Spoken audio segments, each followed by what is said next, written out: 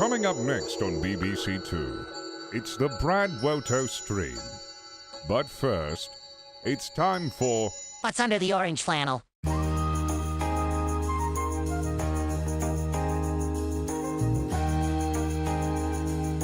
have a job.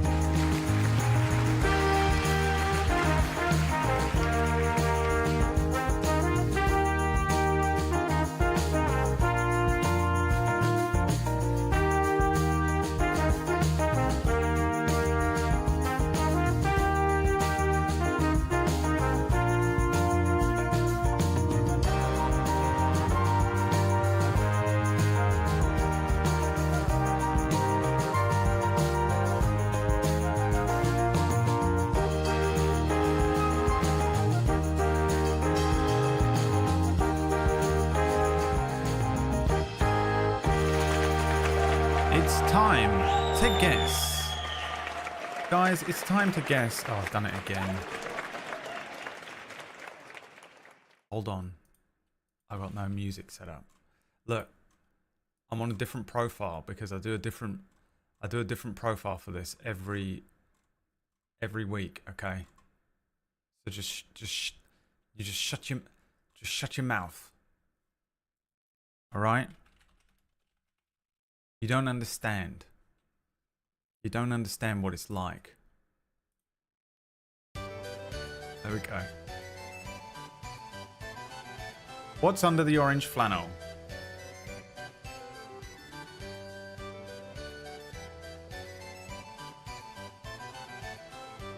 Can you guess? Let's see. What's under the orange flannel? Is it a breadstick? A wand of magic missiles? A cool stick from the outside world? A strand of hair? Has anyone in the UK been outside this weekend? I refuse to go out there. A straw pipe? Fuck. A paintbrush. A paint bristle. A paintbrush. A brewish. A paintbrush.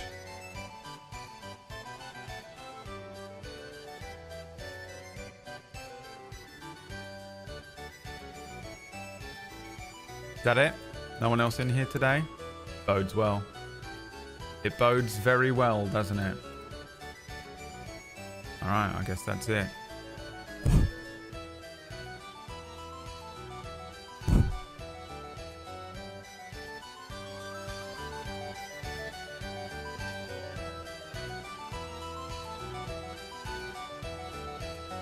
Let's see if you can guess.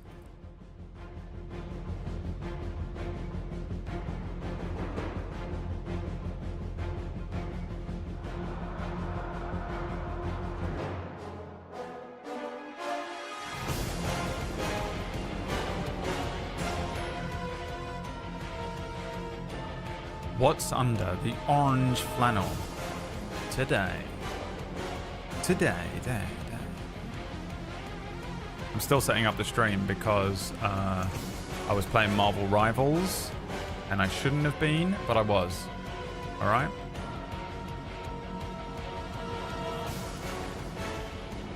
So here we are.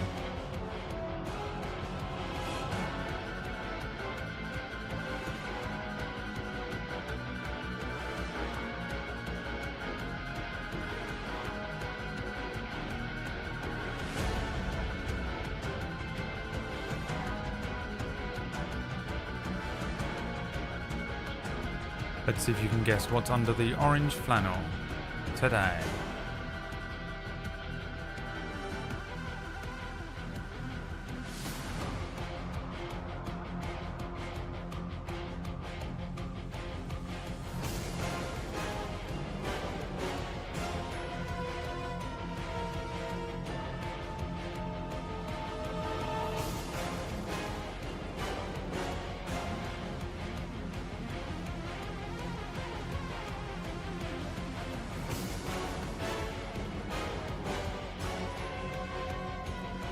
You think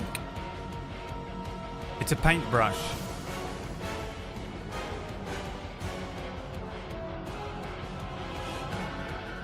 Straw. A straw for my wart. Arr.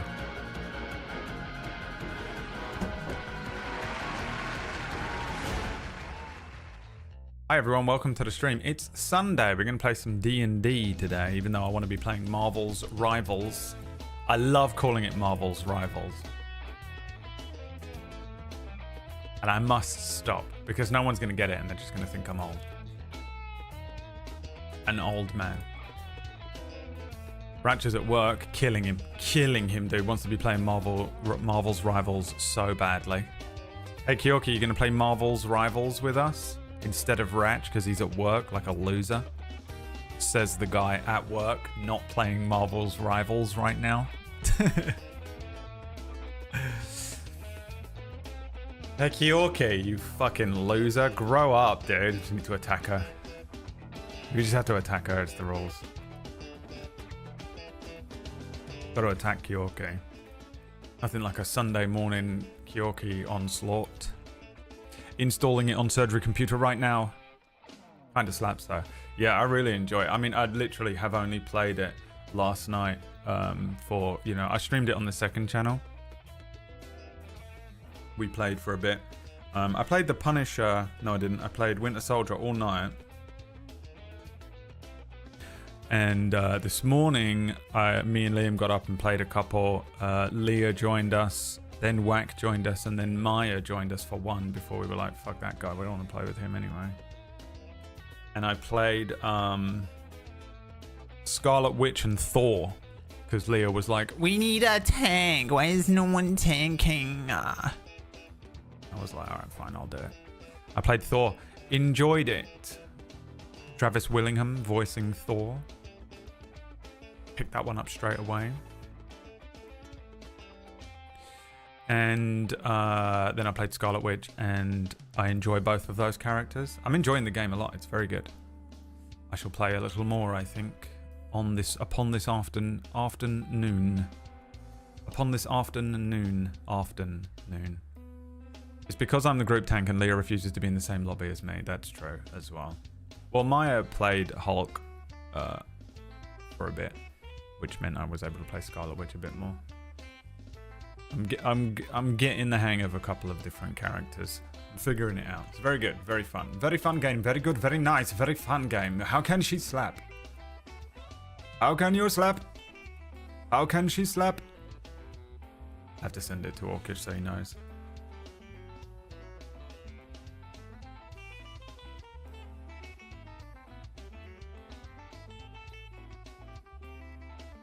Remember, how can she slap? To talk with you actually. Why don't you go and up then? You go. How I can don't you know if I slap? can show it, by the way, which is why we're just listening. How can you slap? How can she slap? How can she slap me? How can you slap? How can she slap me? Guys, Google it. How can she slap? You remember it? Does anyone remember it? I can't believe no one remembers it. I swear to God, it was like a PewDiePie meme. Which means if I put it in a PewDiePie video as a PewDiePie meme, it became worldwide known meme. I invented all of the memes. All of them. Every meme you like from the before times, that was me, motherfuckers. You guys suck, dude. Grow up. You guys suck, dude. Grow up. What's going on with my computer? I haven't restarted my computer because I installed The Witcher 3 and Infinity Nikki last night, which took all night. I had to leave my computer on all night installing those games. Because we're playing a different game every day this week. In a contender series, champions level, the Champions League of video game plays. Winner takes all. I know what's going to happen. I'm going to play a different game every day. And at the end of the week, we're going to do a vote, which is which game do we play, which game do we continue playing, and we take into account which game had the least views and which game had the most. And then also, I'm just going to put an option in there for continue playing a different game every day. You know, because it's pure data collection this week. This week is just pure data collection because you people are annoying me. And you won't just watch something. And everyone's like, we watch for you, Brad. And then prove to me immediately that you're lying the week after, you know. Liars, every single one of you. So anyway, I had to install The Witcher, which was a big game. And Infinity Nikki's also a big game. I had to uninstall a couple of games in order to squeeze them onto the hard drive. So I set it going overnight last night. And that's it. I think they're all installed. So we've got Minecraft installed. Then we're doing Stardew on Tuesday, which is installed. Wednesday Witcher, that's installed. Infinity Nikki on Thursday, installed. And then RimWorld, which is installed. I kind of want to do I feel like we should do something fun with RimWorld, like one of the, I don't know, a mod pack or something that is like exclusively a particular type of mod pack maybe. But we'll have to look into that. Marking my calendar for Tuesday. No, you're going to watch every single fucking stream. Fuck you guys. You show up for every single stream, or I swear to God, I'll go crazy. Is there a chance to sneak in FF14? No, Chicklet. Get the fuck out of here right now. The hell's wrong with you? Why would you even suggest that? Is there a chance that you'll slit your own wrists on stream because we're going to play something that absolutely no one will watch? Also, I play it on PS5. I don't play it on PC. I'd have to drag my whole fucking... I'd have to drag the PS5 here. PS5 has become my TV, sit on the sofa, relax at night situation. I'm not... I just don't want to be sat at this fucking desk anymore. Well, it's a standing desk and you're not even saying it before you make a standing desk joke. I've already made it in my head. You're not funny. And I beat you to it legally. I legally beat you to it. Shut your mouth.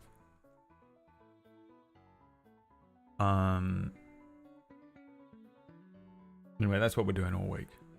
I mean, it's literally written out, Chicklet, what we're doing all week. It's written down. Just go into the Discord and look at it. Why would I sneak in Final Fantasy XIV? If anything, I'll sneak in Marvel's Rivals. The only game I want to play right now. I know there's no hope of me streaming that. None of you will watch it.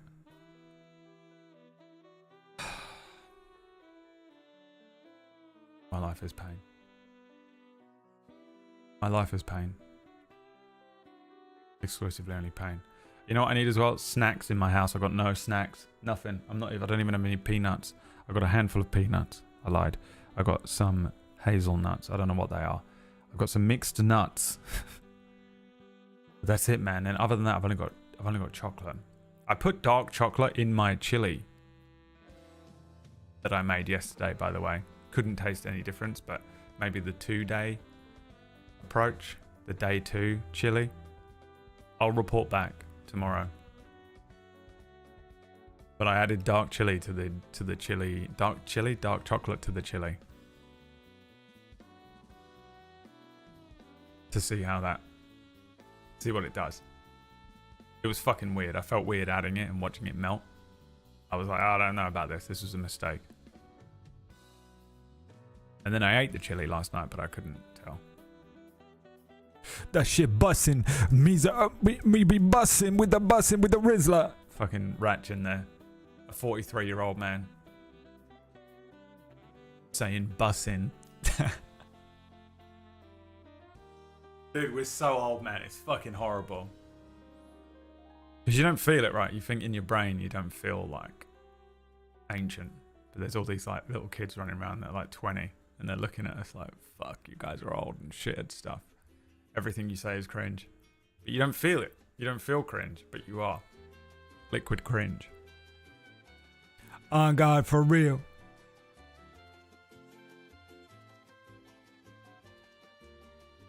On God, for real, for real. I'm gonna start the stream today by trying to make a character on D&D Beyond. You got your favorite warlock.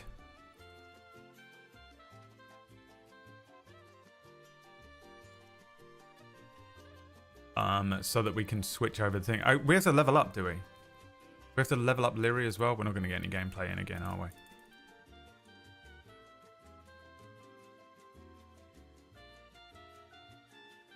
Did you level up?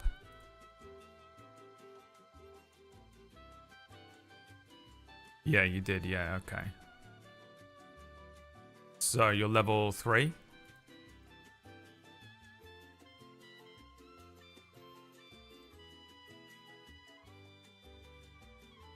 Who are you playing D&D with? Man, if only there was a way that you could find out.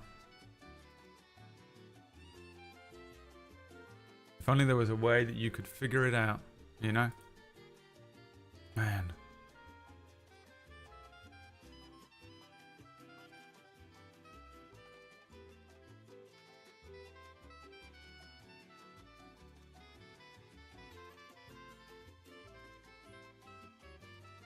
Should we just play D&D right now? Okay, fine. Let's get into it.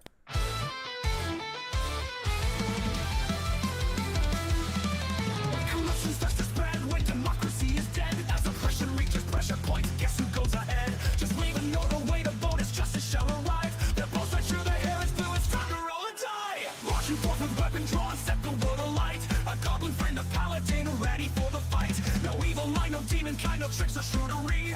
Rise, Lyri, rise. It's time to claim your victory. Fight, fight, fight till the fight is won. Run, run, run if it can't be done.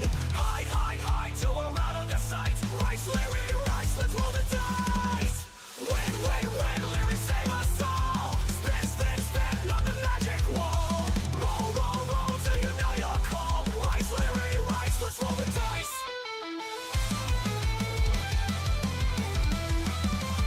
Go, go, let your legend be born. Fall, fall, fall with magic adorned. Soar, soar, soar, always ready for more. Rise, Lyri, rise, let's roll the dice. Never surrender, never give in. Lyri, step ahead and let your arrows sing. Lift your head and brace the dawn, ready to rise. Rise, Lyri, rise, let's roll the dice.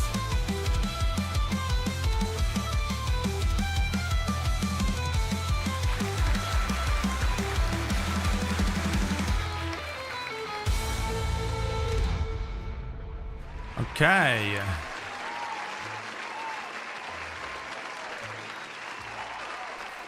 It's time to play D&D with you. Twitch chat.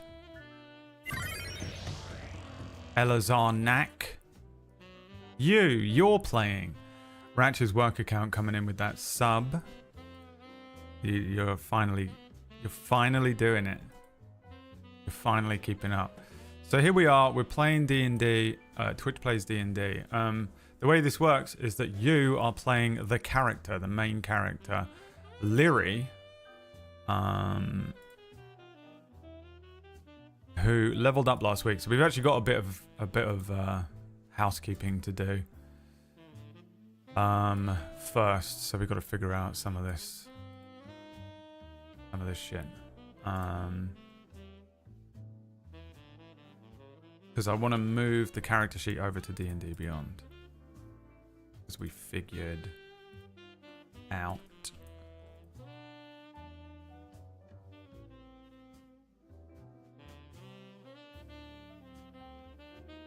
That we can share the character sheet on there. But we've also got to level up. So, do we do it? I guess we just make the character on D&D Beyond. And then we'll level them up. And then when we get to level 3, we'll get to do all that stuff. So... can I actually share this properly?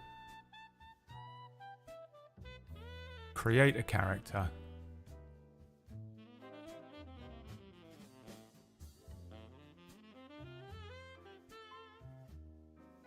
Stop. I've never done this.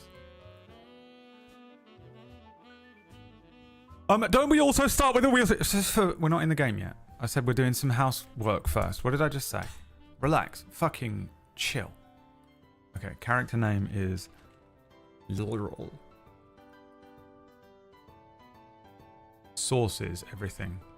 We don't know where we're going with this. Enable dice rolling. Sure.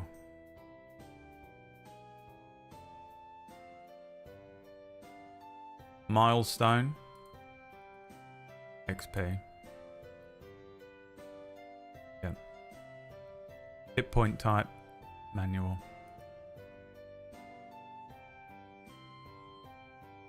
Beats multi-class.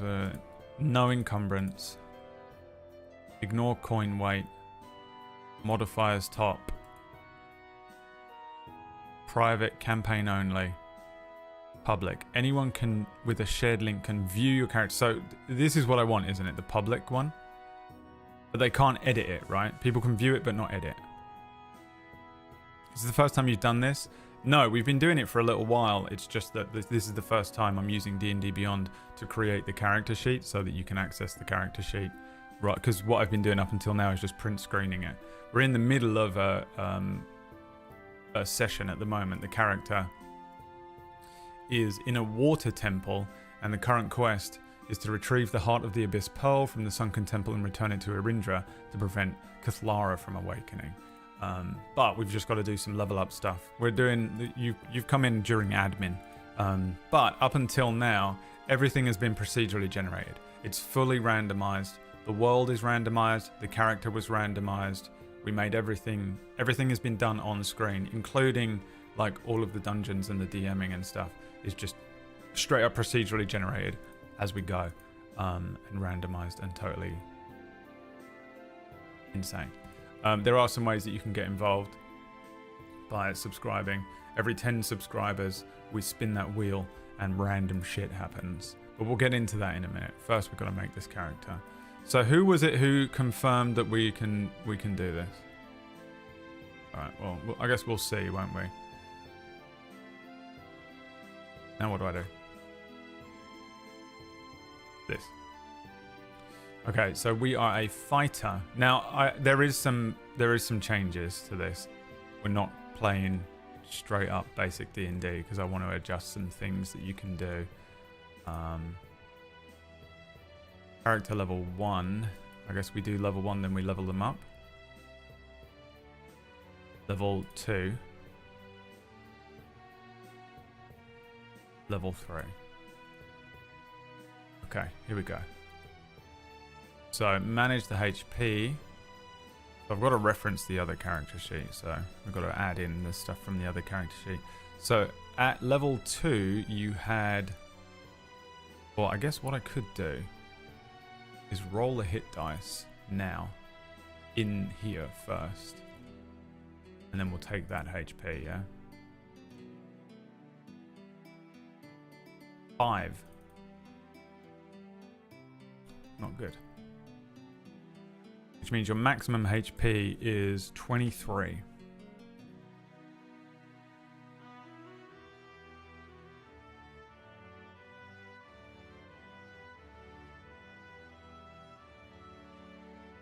Now the core fighter traits, your proficiencies are in athletics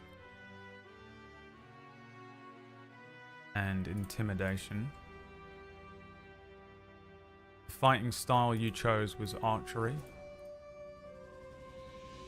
Weapon masteries, I don't know what this is. Your training with weapons allows you to use the mastery properties of 3 kinds of simple or martial weapons. Oh, you can't just use everything as a fighter anymore? Might be easier to be on this screen. Subs should still count towards the wheel because we've activated it. I think that's how it works. So I guess the rapier. What is this? Vex. If you hit a creature with a rapier and deal damage to the creature, you have advantage. Whoa, whoa, whoa. What is all this? I don't want this.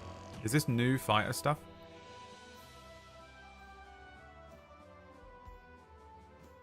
Is this... I haven't seen any of the new 2024 D&D handbook stuff yet. Hi, Nico. Thanks for that resub. It's new D&D stuff? Oh, okay. Fuck. Alright, well, I'm guessing you want these then. Let's see what you get. Let's give you rapier. Longbow. Right. Ooh, longbow. Yeah, longbow, sap. And then... what do you want the last one to be, guys? Dagger? For the bone dagger. You've got a great club, a dagger, and a crossbow. And a whip. The whip.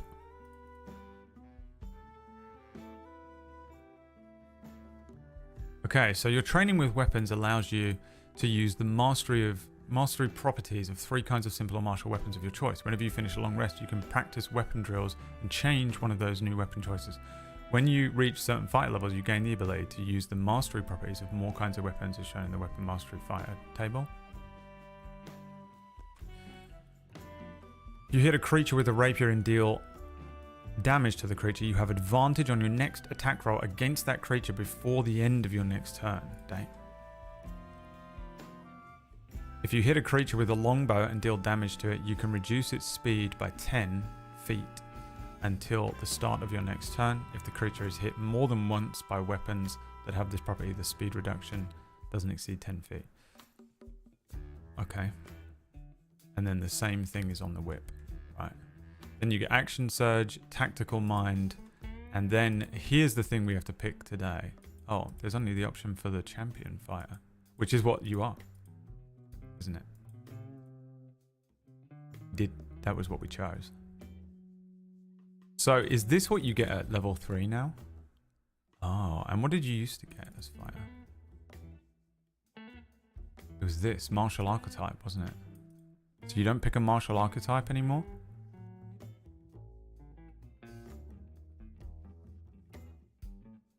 You get weapon mastery now as a fighter? Interesting.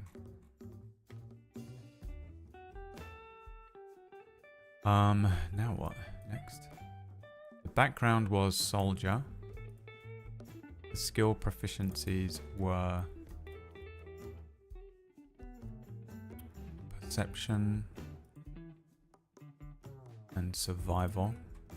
The gaming set was dice.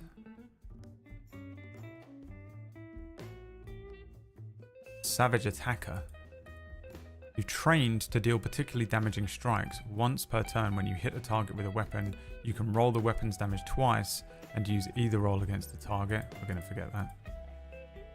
Soldier background lets you choose between strength dex. Oh, they give you ability scores now on your fucking backgrounds? Dude, this is completely different. It's a completely different game. Increase 3 scores.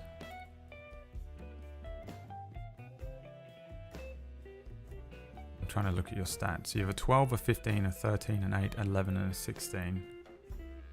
Or increase. So increase 3 scores by +1, +1, +1, or increase 2. I know you can't see the drop downs, by the way. It's just the way it's capturing it. Or increase 2 scores +1 and +2. I think you would benefit from the +1, +1, +1. Oh, this increases strength, dex, and con by 1. Or increase... This doesn't help you at all. You could increase your strength. This is no good. You don't get them from species anymore. Okay.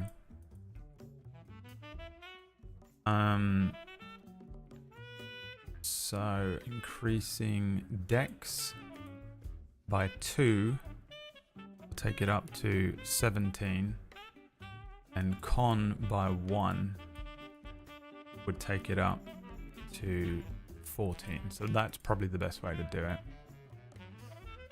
Dex is 15. Character details. Lyri's kind of lawful good, I would say. We'll just put lawful good in there. Lifestyle.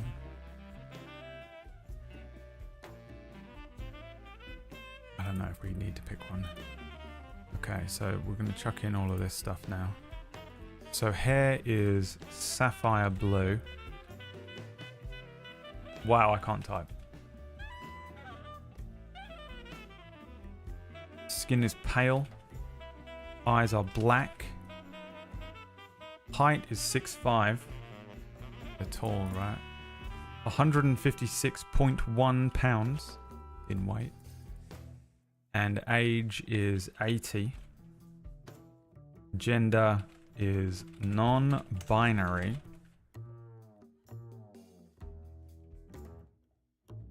She, they. Right? Personality traits, we didn't need any of these, did we? We did have them, but we don't use them. Notes, organizations, allies, enemies, allies. We can add in our boys, can't we? Snot flap. I know this is probably like not.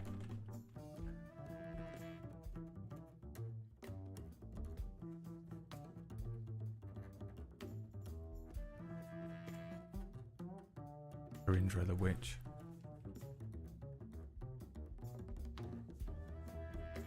Enemies. You made an enemy of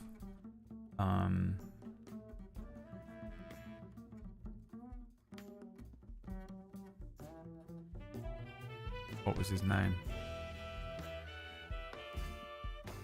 The head of the guard.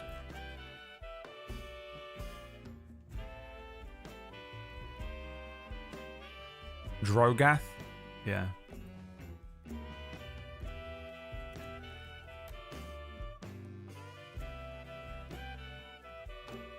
And he is the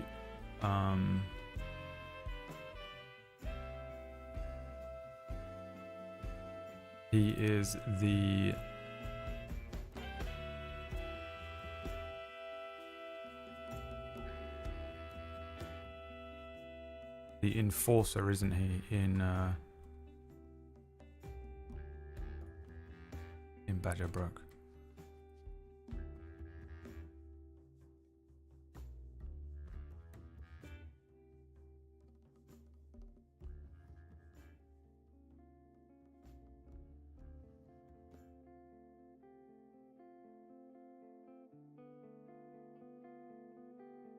Backstory, we don't need to put that in. Okay. Origin species is Asimar, but I don't know where that is. I don't see it.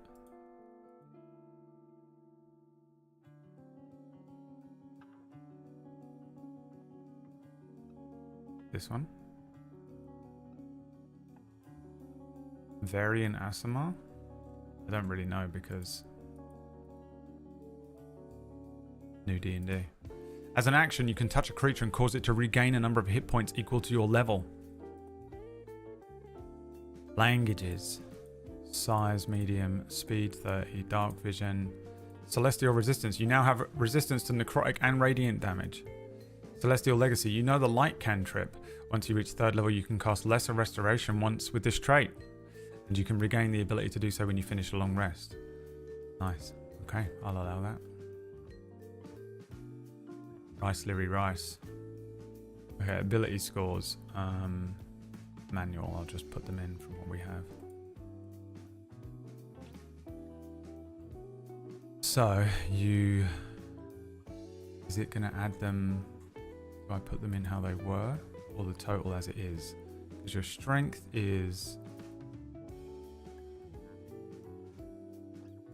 Let's see, 12, 17, 14, 8, 11, 16. But does it change them somewhere? No idea. Let's find out.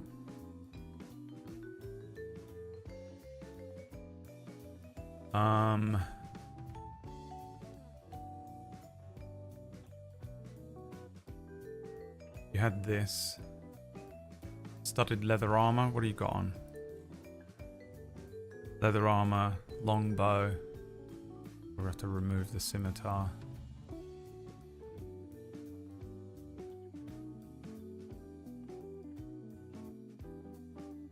Current inventory. You have no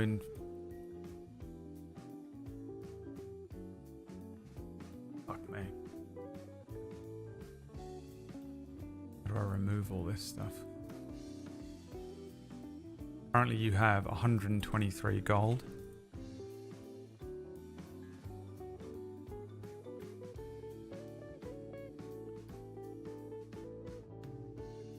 I guess we can come back in and do this, can't we? Okay, let me... Oh, we don't... Oh, okay, yeah, we do. We can add one.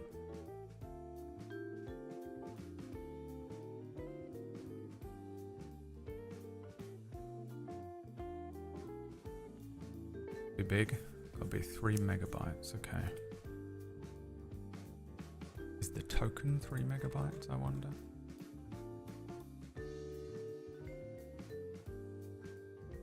Oh, that'll do.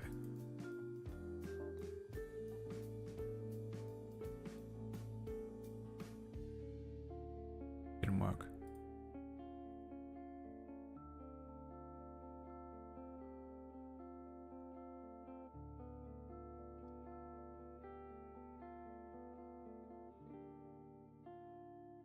Did it add the stuff? Did it do the stats wrong?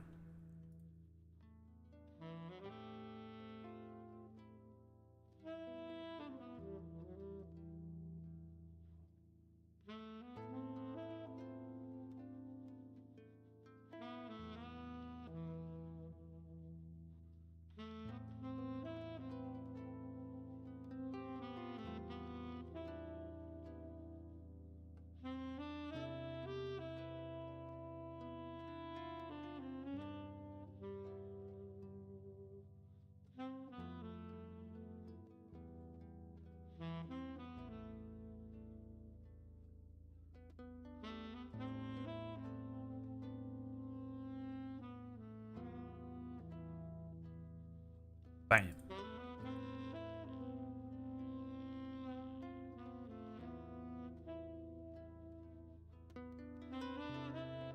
Okay, here we go. Oh yeah, the stats are all wrong. I see. So, how do I change it? Can I edit it? Jesus, what have I done? What did I even do? Oh, I changed. Oh, you change it here. No. What happened? I don't even know what I clicked.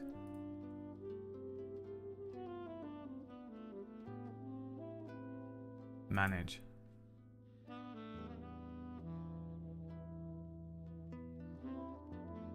This one? Manage character and levels. Oh, we're just back in here. Alright, so...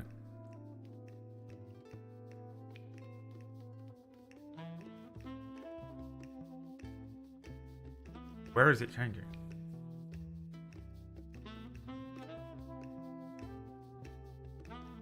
So we need the total to be 17 at the end. What is happening here? Why is there a -5 modifier? Oh, because I clicked that. Yeah.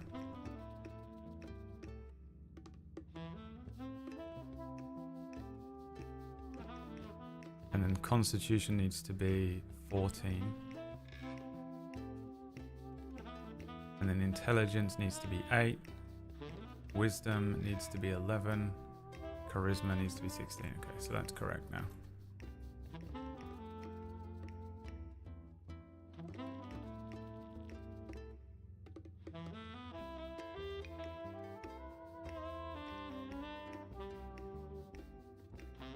Oh, you know what's annoying is I have to update it on the Roll20 as well, don't I, to make it work.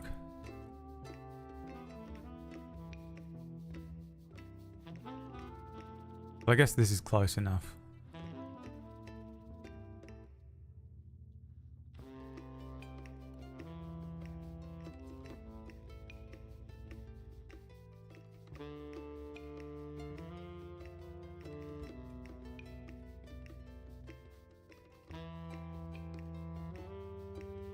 You can roll directly from here into Roll20.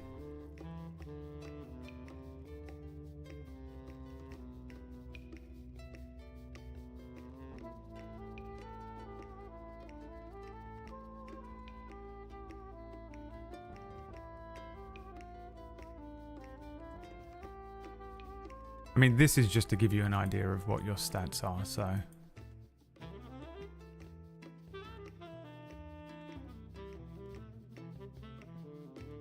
think I just have to do it twice.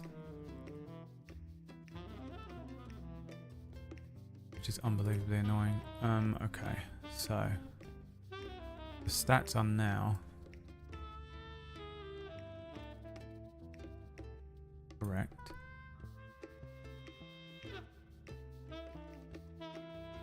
The AC is going to be all over the place. Because you're donning and doffing stuff constantly. So I guess really the only thing that matters is the stats. And they're correct.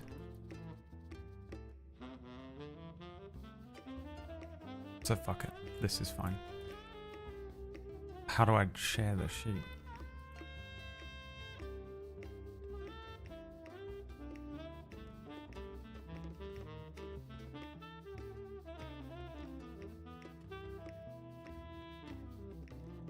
Right.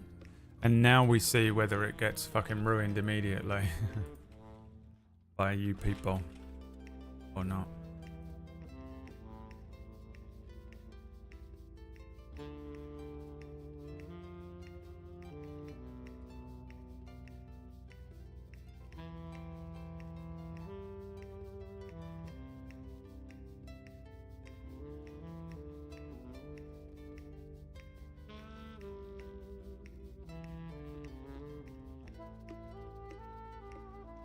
Alright, you tell me. Exclamation point character sheet. Whether that worked or not. Figure it out.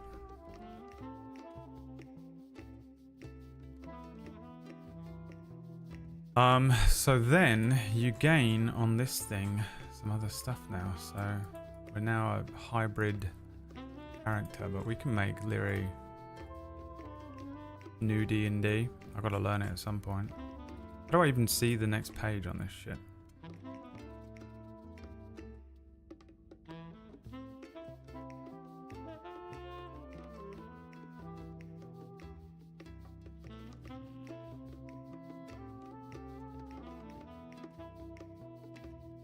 Rapier Vex.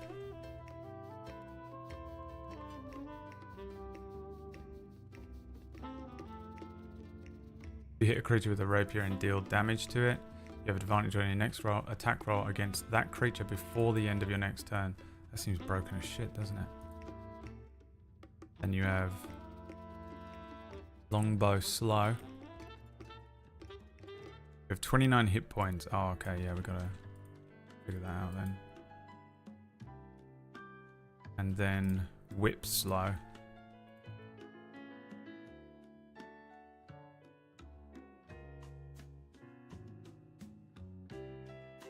And that's it.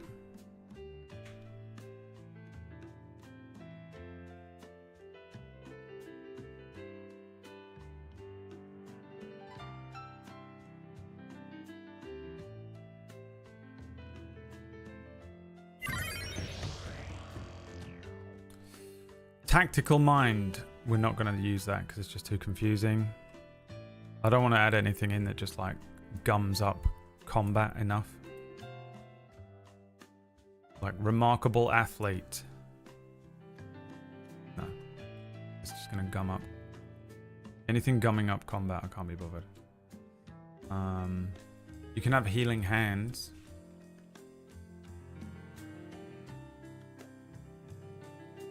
Once per long rest, you can, as an action, you can touch a creature and restore 3 hit points.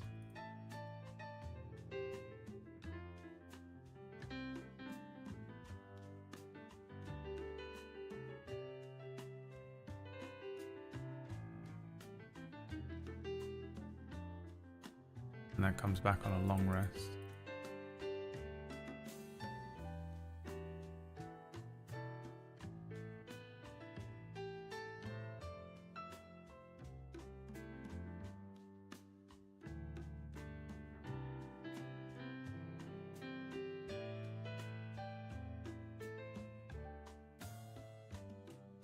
So you don't have extra attack or anything yet.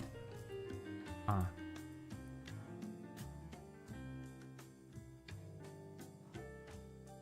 Right, now how much HP are you supposed to have? 23. Why does it say 29? Because it's added it in, has it?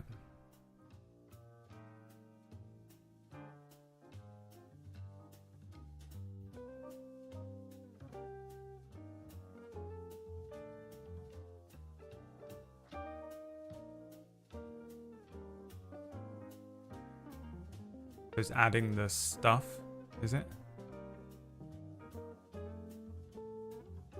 I guess I just need to make it 17 and then it will be 23. Yeah, okay, right. So it's just adding the modifiers. All right. Okay, done. Great.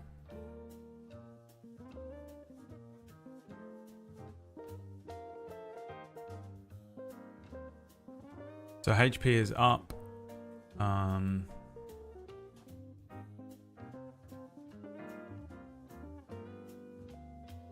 Okay, that's easier. It's easier at least just for you to manage.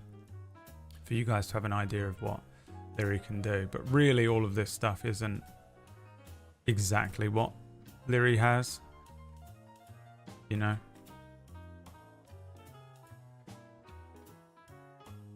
Whip. Where is it?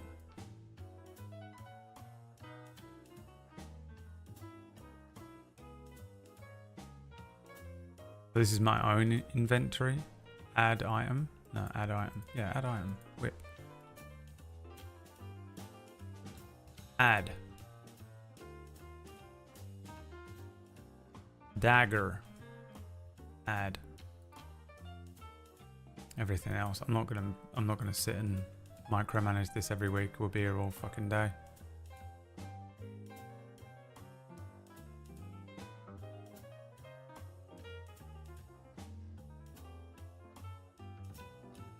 +6 from con. But do we need to be at 1623? What does what need to be at 1623?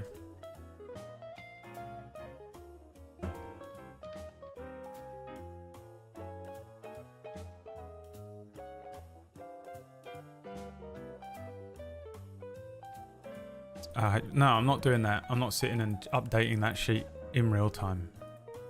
That sheet is just to give you an idea for new people that come in who want to know what the character is. That's what it's for. It's not to be updated in real time. Because otherwise, that's insane. An insane request. You people. I mean, it is ridiculous the things that you expect that are going to happen from a one-man show, you know? Literally would need employees, producers. You're the type of person who like watches TV and just thinks that it like magically appears, right? And has no idea that there are cameras and like hundreds of people involved in the production from beginning to end. Editors and people that are fucking hiring people script writers, producers, like fucking makeup artists. You're just watching the fucking thing. That was fucking crazy. He did a punch with his hand turned yellow.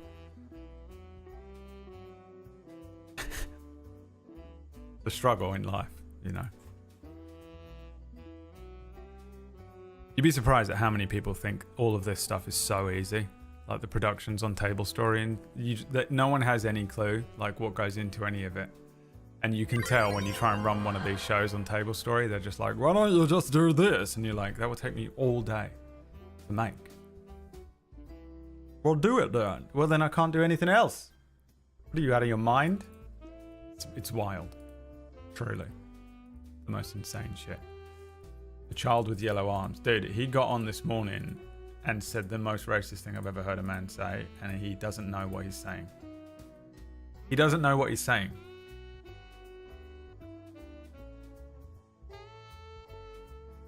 He doesn't know. He doesn't know anything about Marvel characters.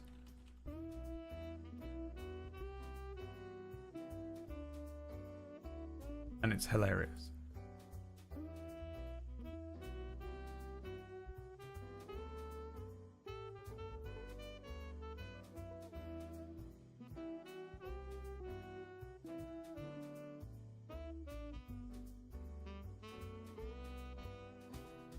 Okay. Now what do we need to do? Liam almost got me to uninstall Rivals right away.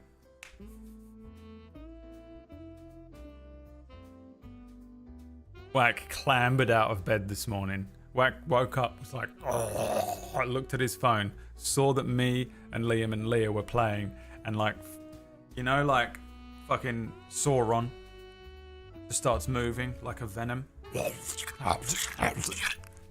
Crawled to his computer and logged in. It was incredible.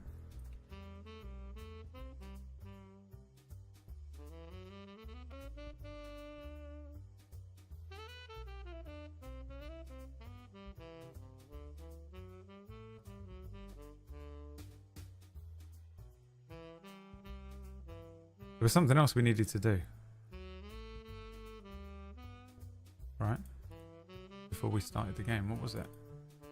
Something on the sheet?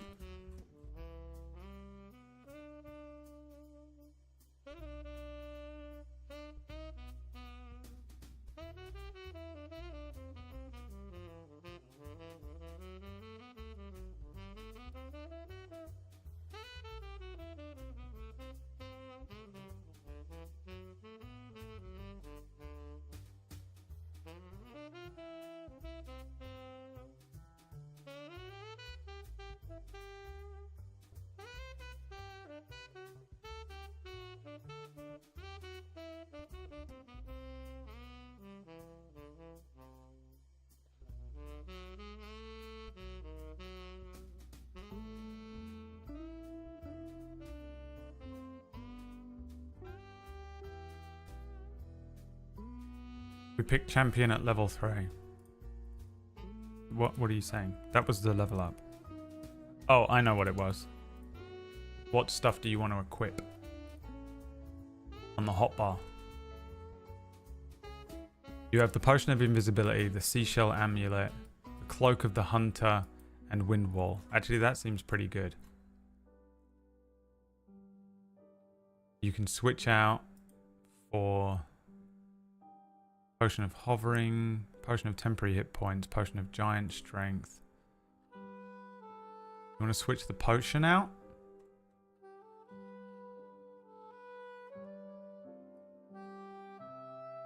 Right, and you are currently cursed as well. Oh yeah, you did drink the potion, that's right. Okay, so let's equip a potion. Here we go. We're in the game now.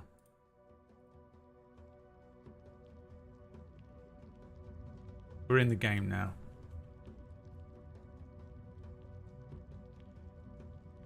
But the way this works is a bit to sort of streamline the D&D process with so many people playing one character, and you know, it's crazy. You can only attune to certain things. You have a hotbar of stuff. 1 potion, 1 magic item, 2 magic item, and a scroll slot, which is how you cast spells in this setting. You are currently cursed. While alone, you think everything is... You have derealization. And you can't read and write currently. You have the seashell amulet equipped, which is allowing you to breathe underwater, so you're going to want to keep that equipped. And I'm guessing you want to keep the cloak of the hunter equipped as well. So you did get a mantle of spell resistance last week. What was that? We don't know.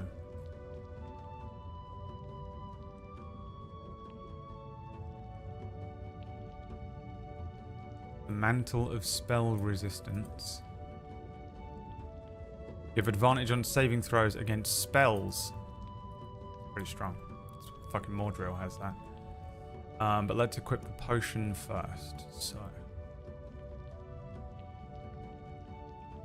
what potion do you equip? And the options are neutralize poison potion. You no longer have a potion of invisibility. A potion of stone giant strength will temporarily boost your strength stat. Potion of temporary hit points will give you 1d10 temporary hit points. They go away after they get They're like permanent until they get used. So until you lose those HPs. Tonic of Kingdom Hearts, Mermaid's Tail, swim speed goes up to 60 feet. Potion of Hovering, you gain a hovering speed of 15 feet for 1 day. These are the potions you have. It's up to you to determine which potions you would like to equip. And you find yourselves finally inside of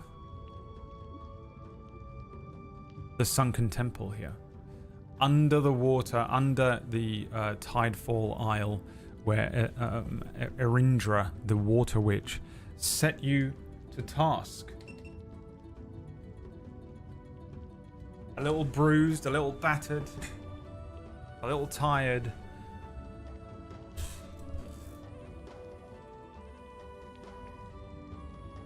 First things first, what equipment are you going to proceed with?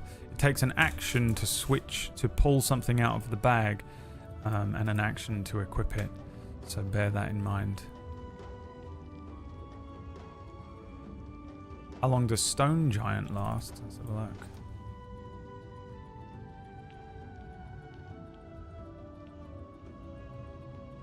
Potion of Stone Giant Strength for 1 hour. You get a strength score of 23 for 1 hour.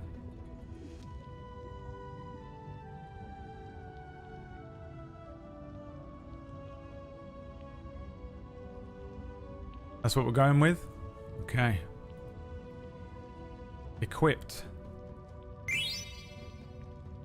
The Potion of Stone Giant Strength is the potion that you have equipped. Now, do you want to keep the Cloak of the Hunter equipped? This item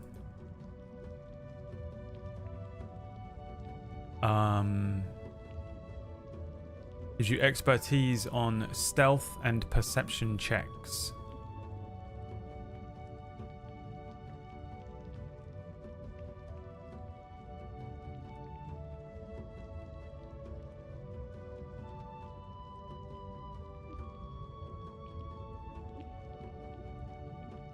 Or you can switch it out for one of the other items.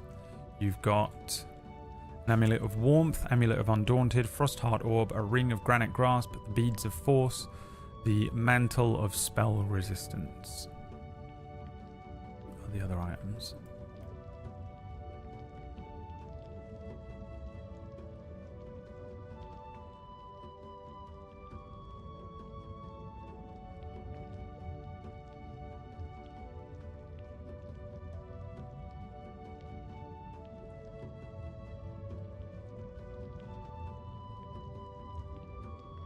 Yes. Okay. Easy peasy. Now, you finally have your bag back, so all of the other stuff that you had in terms of combat have all been re-equipped. So the shield is back. You've got the longbow, the light crossbow, the whip. You have Big Flap's great club as well. You have a bone dagger now. What is this heal? Why do you get 70 healing? What is that? Where's that from? Where is that coming from? Oh, you also have... No, you don't. You don't have any of this stuff. Oh, it's from this spell. Right. So actually, you don't have any of this stuff. You don't have any spells because you have spells are exclusively cast through scrolls, so you don't get any of that ASMR shit either. But you are now resistant to necrotic damage and radiant damage. Well done. Well done, you.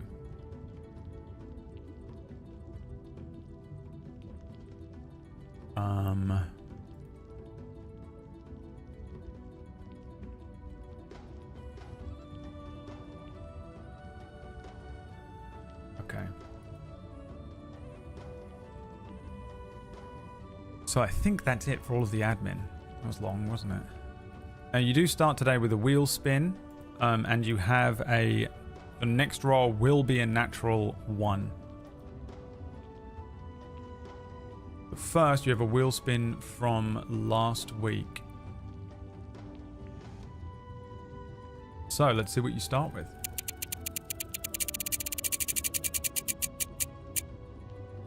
Ooh, a magic item. Roll me a d20, chat. We'll take the second roll. Because Omega Adam went ahead and ruined it for everyone by being greedy and rolling his own dice at the beginning.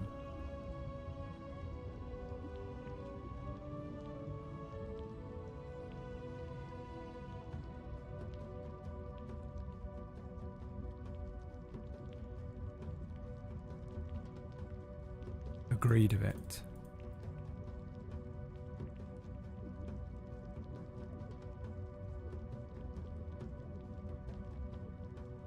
We take the second roll. What'd you get?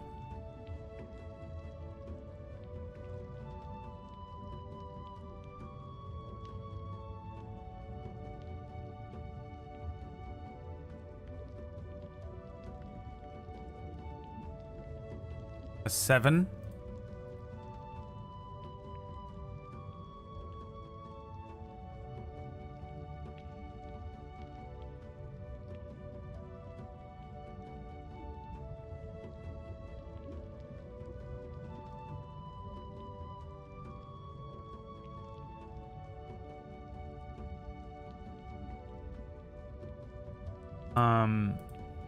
A magical coin purse.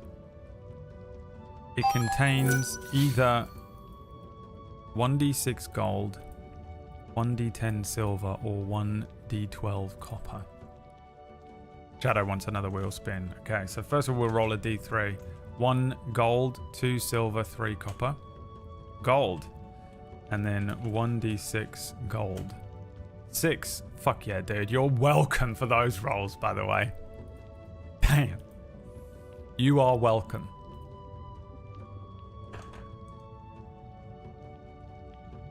You get an extra 6 gold. So you're at 129 gold. Honestly, fucking rich as shit, Leary. Right now.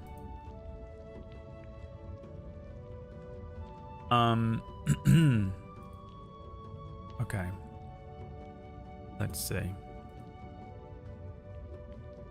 Let's see what we got going on in the game. Nope, we've got another wheel spin, haven't we? Hold on. Spin wheel. Thank you, Beckor. Thank you, Shadow. Thank you, Hazel. Thank you, Pitsky. Instant long rest. That's actually pretty useful because I was about to ask if you wanted to do that. So, long rest happens. You are healed to full. Hit dice return. All of this bullshit returns. And you don't have to roll for a potential encounter. Which is really the winner here.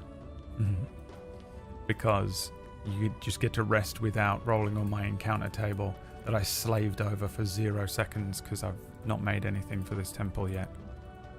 Well, I made a couple of bits. Nayanar, thank you for the gift sub. Lux, thank you for the 5. You guys trying to get another wheel spin before we get into it? I want something else. I want more. I want more gifts. It's Christmas, and I want more gifts now. Does this... What day is Christmas on? Oh, it's on a Wednesday. Sunday the 22nd. I guess we'll have to do a Christmas episode, won't we? We'll do it on the 22nd. Christmas episode, 2 weeks from now. The special Christmas episode. Where we'll give out Christmas gifts. The wheel spin just has to be Christmas gifts, doesn't it? Exclusively just filled up with varying loot items. Teleported to the North Pole, where Santa lives, who is definitely a gnome. Oh, bother. I've lost all of my Christmas gifts. And the only way to get them back is that you spin the wheel, and it gets them to come back to me.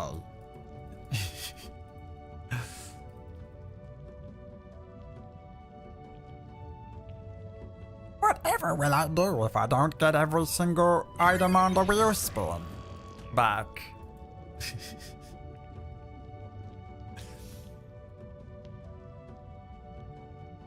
And if you unlock all of the different gifts on the wheel spin, it has to be the money printer episode.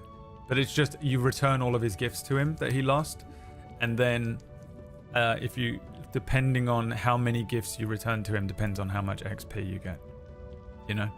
For every 2 gifts returned to him, you get 10% of your XP or something. I should write that down. Christmas episode.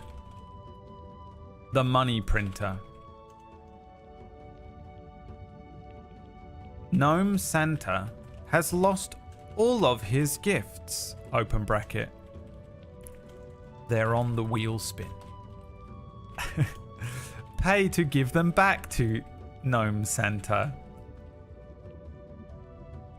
For every 2 gifts returned, Gnome Santa grants Lyri random Christmas gifts.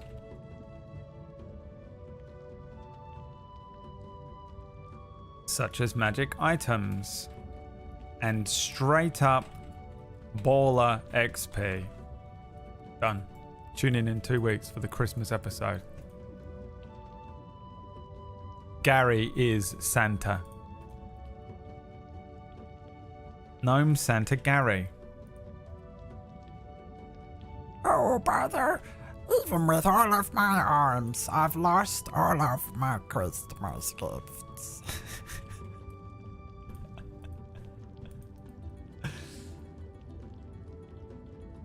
Christmas episode. The money printer. Alright, coconuts. April. They're like, look, spin that wheel, you motherfucker. Spin it.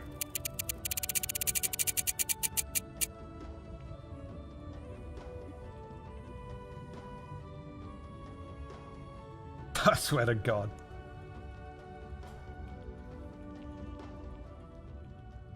Here we go.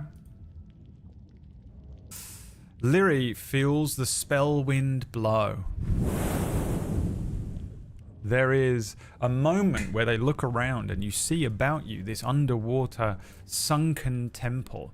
The area that you're currently in has air, breathable air. There is like water rushing down the sides of this place. There's broken stone and this ancient runes and symbology on the walls. There are pools of water about, no creatures, nothing rushing at you. A good place to fix themselves up, and Lyri begins doing so, wrapping their wounds quickly, pulling their boots on, hefting their shield up, and preparing themselves again in after the escape from the Sahagin cave. Taking a look around, suddenly that spell wind heals all of Lyri's wounds. Lyri feels much more energized, as if they've had a long rest, and then immediately teleports. Now, the rules are, so there are 6 sections to this dungeon. Let's see if you can make it to the end of the dungeon. Now, 1 is that you remain where you are. 2 is that you proceed to part 2. 3 is part 3. 4 is part 4. 5 is part 5. And 6 is straight up the conclusion. You complete the dungeon. And I'll probably quit. 2. You still gotta do the dungeon. Just play the game. Why do you want to win so much? Just do the dungeon. You do teleport into the next chamber though. Suddenly. Vanishing. And appearing into this next area. Oh, I think I need a dexterity saving throw to open up. I think as you appear suddenly, I need a dexterity saving throw of... you have a +3 to this dex save. We take the second roll to flush out the previous ones.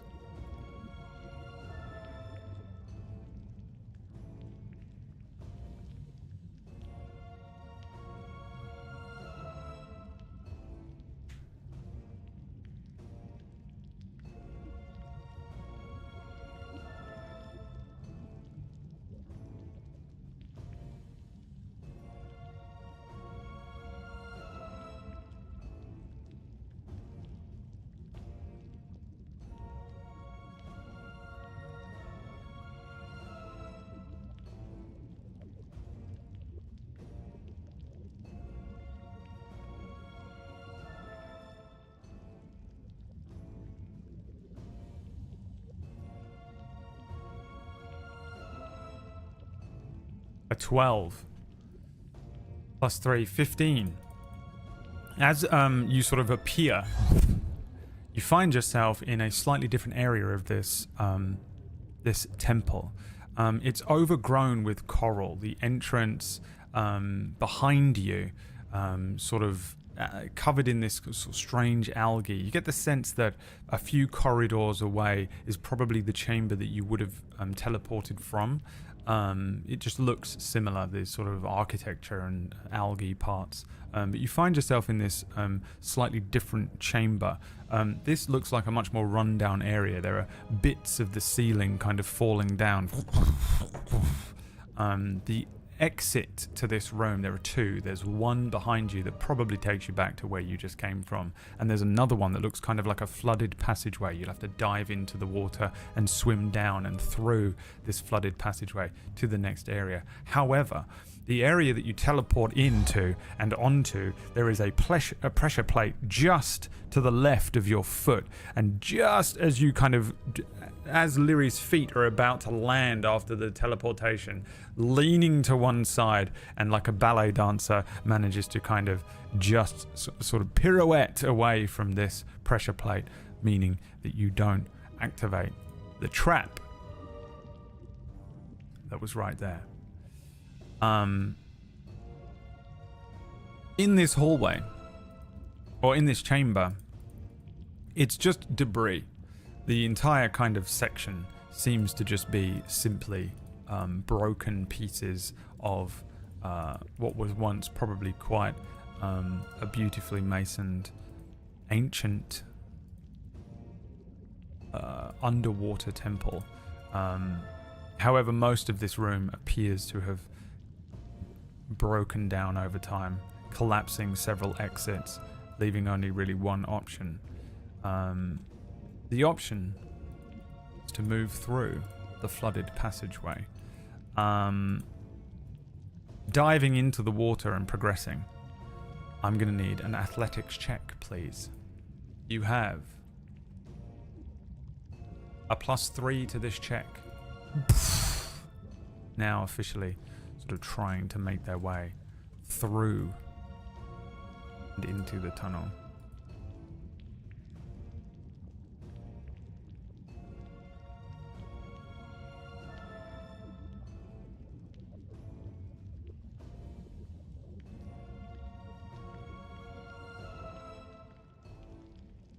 Making my way under the tunnel.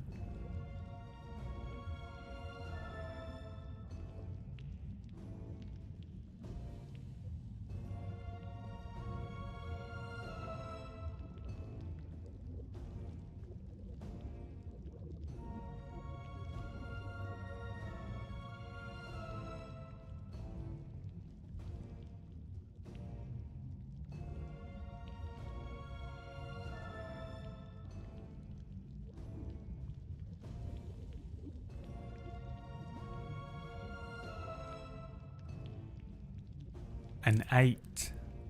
I think it's just enough. Yeah, you had a +3 to this. Luckily for you, the DC was only 10. Swimming down through and underneath this kind of collapsed tunnel, There's thick seaweed, there's some debris. It's quite difficult to navigate through. It's not just a simple case of swimming. It's navigating through tight spaces and pulling Lyri sort of underwater, having to take off a backpack and the bow, push them through the hole first, and then pull herself through the tight spaces in the holes. They pull themselves through, recollect their items, swim again a little further. I'm going to need a sleight of hand check here. There's seaweed in such thick amounts through here, it becomes almost like webbing, starting to wrap around parts of Lyri. Realizing eventually you're going to run out of oxygen and needing to untangle this seaweed quickly. It's a sleight of hand check.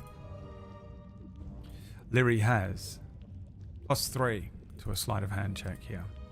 The DC is 12.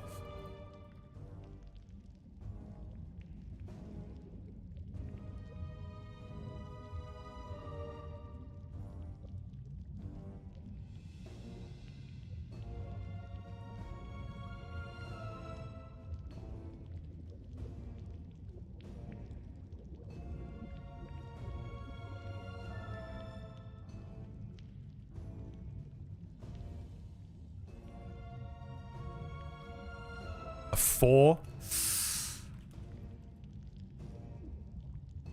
Okay. Failing to do so, you become trapped down here. I'm going to need a Constitution saving throw to be able to hold your breath.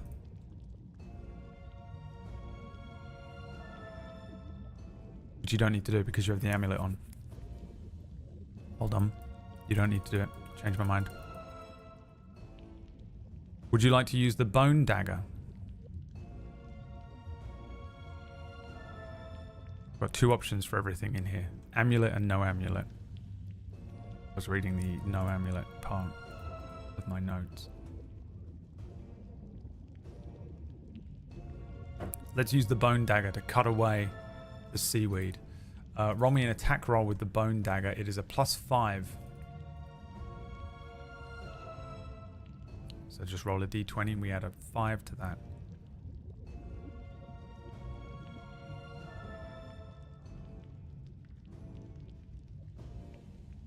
Say a 12 is what you have to beat again. Thick seaweed, like webbing, sticking to parts of your clothing, armor, bag, bow, arms, legs, face, hair. A 10. You managed to cut away. You would have lost the bone dagger here if you'd failed this. You managed to cut away this seaweed and swim a little further on.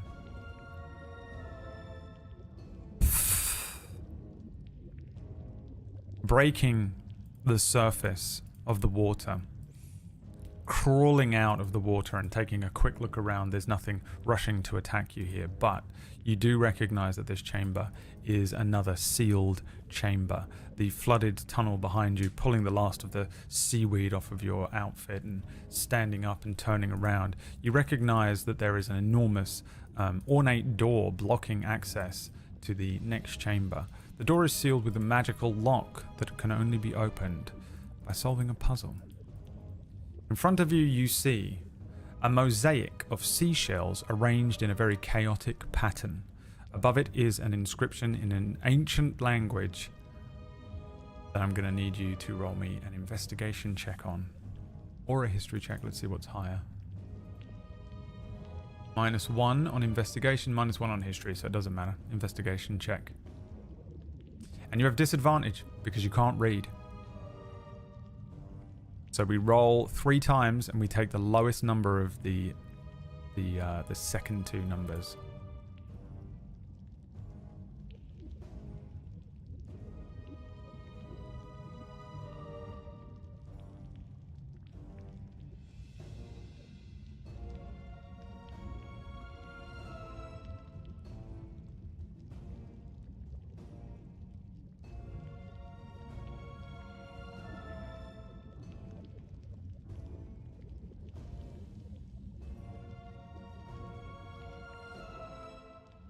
-1 to this roll and disadvantage.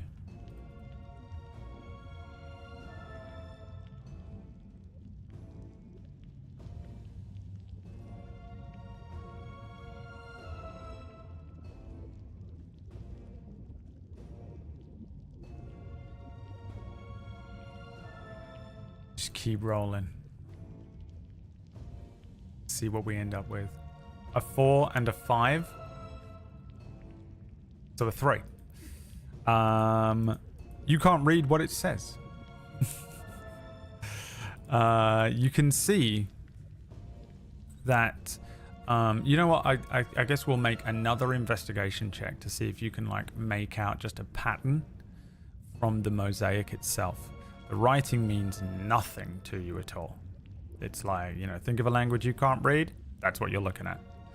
But let's make another investigation check to see if you can make out anything from the mosaic itself, the patterns and the seashells that are arranged on this very large-looking ornate door. The rest of this chamber is again kind of just like a rundown-looking chamber. Ancient temple, water running down the sides. You are deep underneath the island, or maybe the shoreline.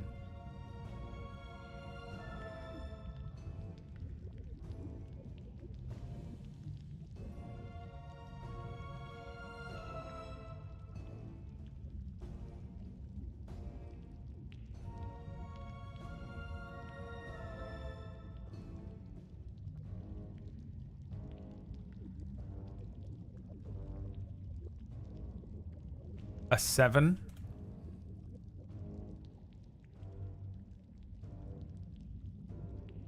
You guys suck at rolling, huh? I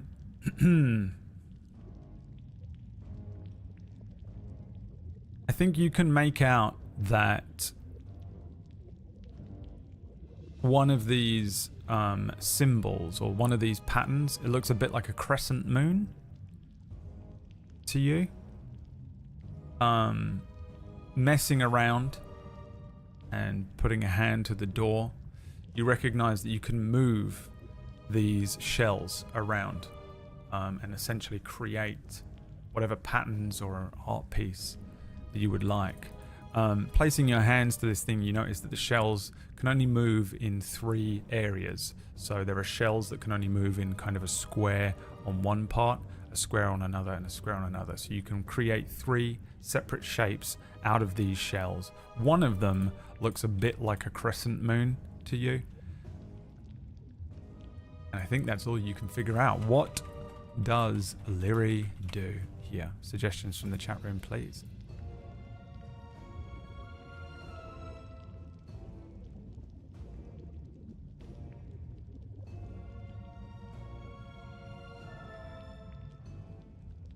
Sort on color, or sort by color, I guess. Yeah. Organize shells in shape, size, and color. I guess we'll just take that one. That's the same thing. Try to make a few space shapes. Sun, moon, star. Moon's the crescent moon shell. Moon's the crescent moon shell, guys. Listen at the shells. Remember, I will take in whatever you, however you write it. However you write it goes in. And that's what you do. Shape the shells according to the moon phases. Cram 3 force beads against the door and shoot them. Grenade. A grenade. Piss on the shells. Push random spots. I'm trying to copy some of these, it's so annoying. Push random spots on the wall. Intimidate the puzzle into solving itself.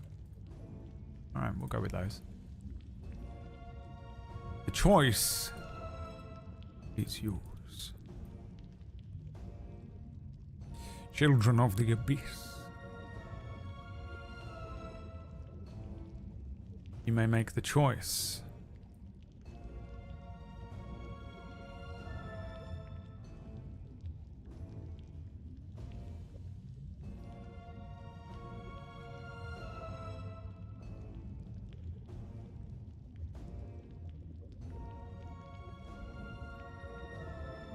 The whole time I'm running this, by the way, I'm like fervently creating the next room and shit. If you just think I'm sitting here like looking up guides on how to play Thor on Marvel Rivals, I wish. That is not what I'm doing.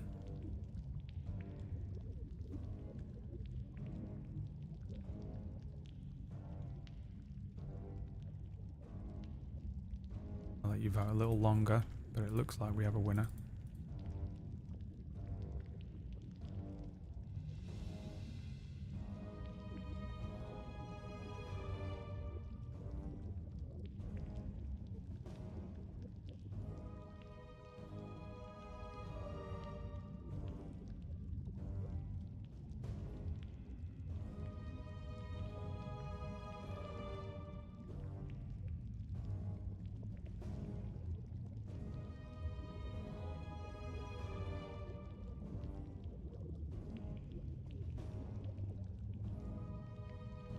Okay.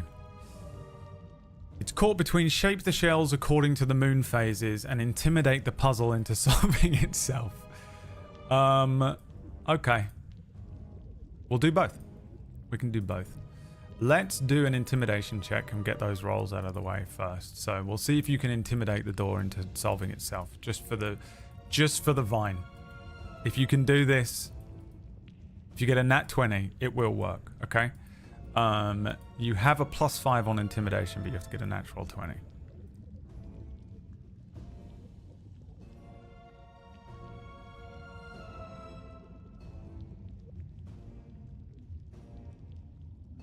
Them's the rules, boys.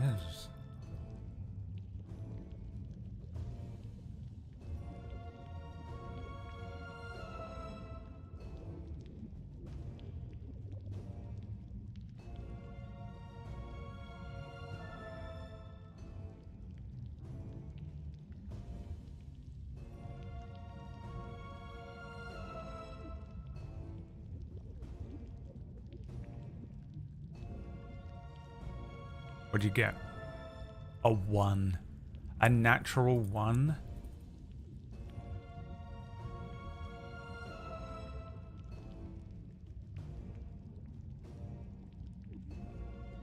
Literally simply stands there and goes, just has a tantrum. Oh, I don't want to do this bloody puzzle. Kicks the door, has a tantrum, takes 1 point of damage. Just, I don't want to do this. Kicks the door, take 1 point of damage. Ow, ow. Jumping up and down, holding onto their boat, covered in seawater and seaweed. Barely escaped being eaten by the Sahagin. Kicks the door. Some of the shapes on the shells kind of like move around. And then the next option was what was the other thing? It was Shadow's one, right? What did you want? What was that?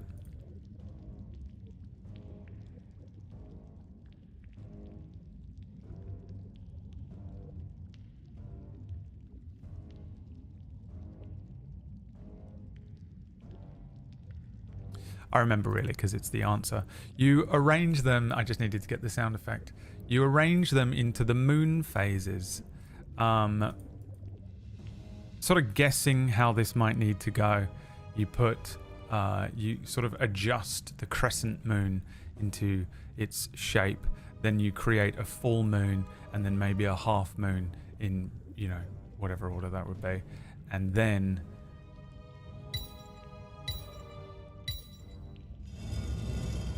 the door begins to open.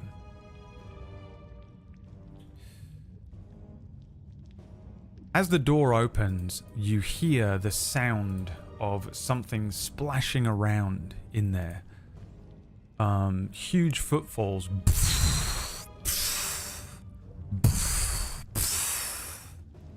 There are these kind of noises.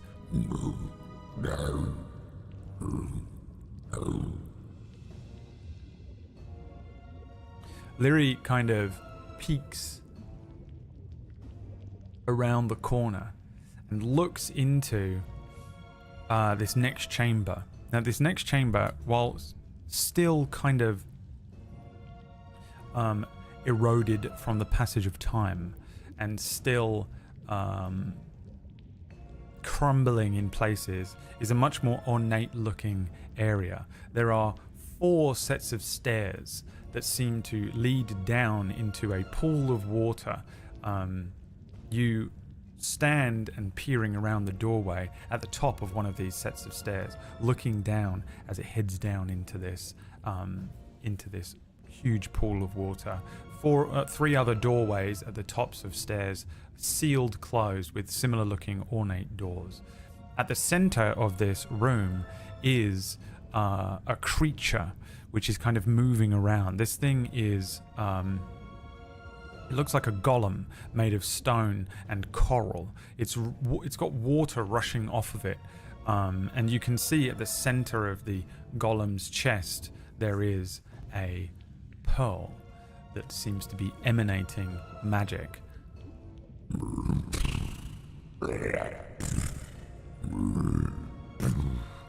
Splashing up water. It's just stomping around at the center of this area. Now, you are not in combat right now, but I will need a potential stealth check from you. Let's do a stealth check as you hide at the top of this doorway.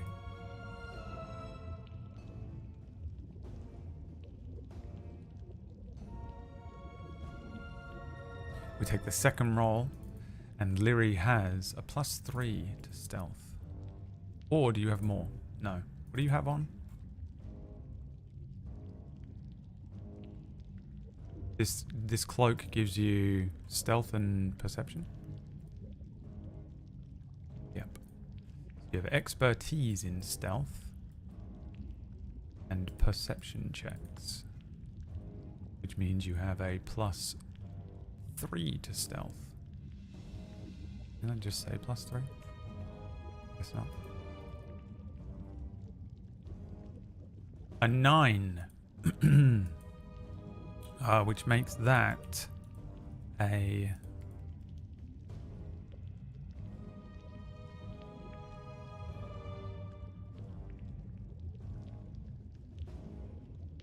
$12. You are hidden. Barely. This is a module we're running through or something you've written? It's something I've co-written with a lot of help from ChatGPT. The golem doesn't see you standing at the top of the stairs, but I would like an investigation check, please. You have -1 to investigation.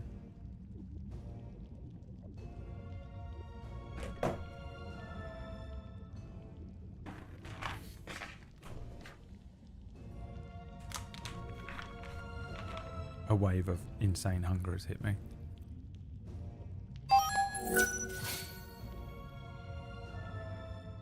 Damn, Shadow. Damn, boy. Thank you for the 5 gift subs, my friend. He's like, fuck this. We need a Deus Ex Machina. I don't know how to deal with this. I don't know how to deal with this pressure. I can't do the pressure. A 10. -1 is a 9. You're not sure if the pearl at the center of this thing's chest is the pearl you're looking for. But it probably is. It probably is. This pearl sitting at the center of this creature's chest that is keeping it alive, glowing a sort of eerie light blue as it stomps around, is probably the heart of the abyss. Now let's spin the wheel on behalf of Lux and Shadow, my actual children, keeping me alive in my old age.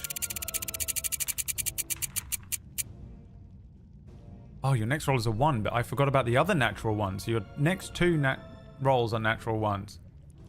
Thank you for reminding me. Shadow. Lux. Furious. Who was it last week that was getting so angry at losing D&D? Kirsty. Well, this is unfair. I should be winning. It doesn't make any sense if I'm not winning. I'm the main character, aren't I? In the world. Okay, well, your next roll will be a natural 1, and luckily it comes down at a point where I get to ask you this question. What does delivery do? You are at the top of this stairway. This creature is stomping around, and you suspect that the heart of the abyss, the item that you are searching for, is part of this golem.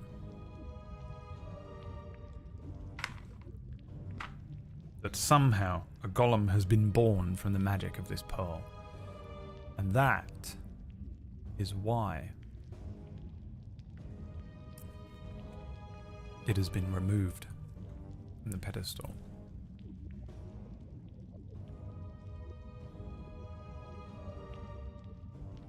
Investigate the walls. Take a whiff of the area. Seek for environmental damage options. Sing the golem to deep sleep with a lullaby. Bombs away. Grenades. Try to drink the water. Someone hasn't watched Gone. Guys.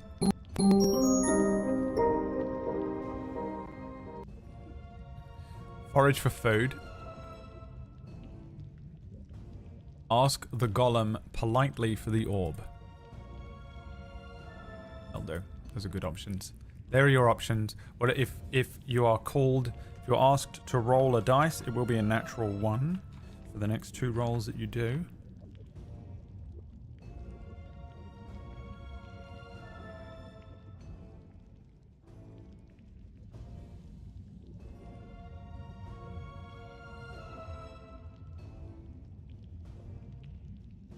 What would you like Lyri to do next?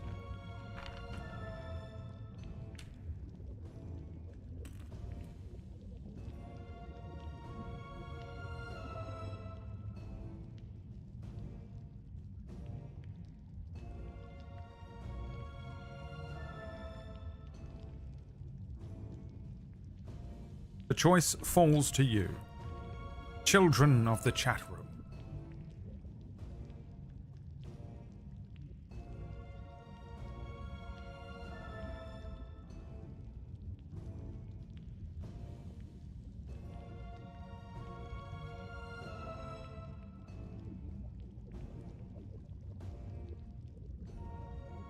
Take a whiff of the area.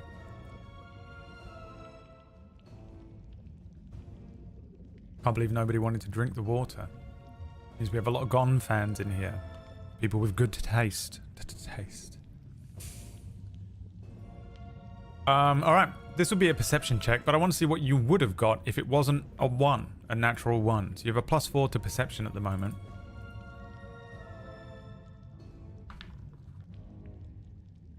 You're going to take a little sniff anyway. Let's see what you would have got. Had the wheel not intervened.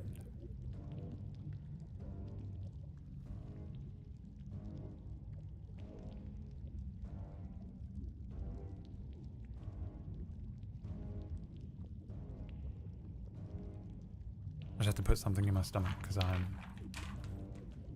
running on empty. And it makes me feel very sick.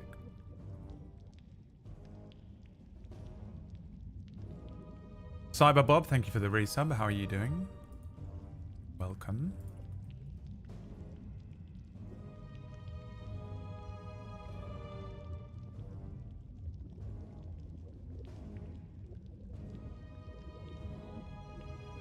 Would have been a +4 to this roll. Would have been a 7, would have been an 11, but in fact it's a natural 1, which I think means this happens. There he goes. And it echoes, you know?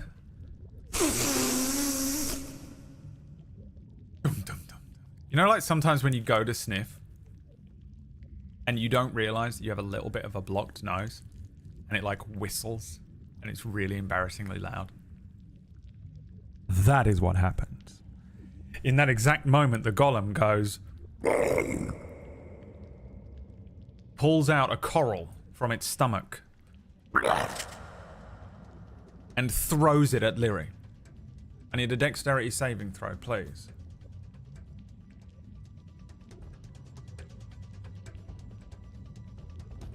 Now this will be a natural 1.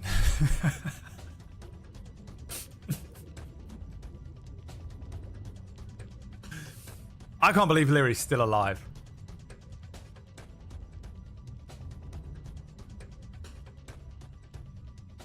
Let's see what you would have got. You have a +3 to this dex save.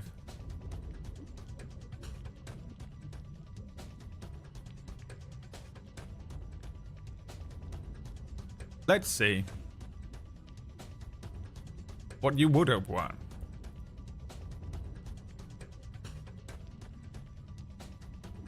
A 7 again would have made this a 10. I think would have been a fail either way. Instead, you get a natural 1, which I think means you fall. I think this piece of coral strikes Lyri. Immediately, Lyri looking down, there is a spike of blue coral with sort of tinged white and red ends that just pierces through that leather armor, and immediately a lance of pain as it cuts Lyri, dealing a little damage here. 1d4 piercing damage. 1. I'm the only one on your side because you guys suck at rolling. Luckily, I'm here. 21 HP as we now roll initiative. Guys, roll initiative for me, please. Roll a d20 and your initiative is +3. Let's see how you do against the water coral golem. Now I'm doing everything manually as well for the golem because I haven't added him in as a creature.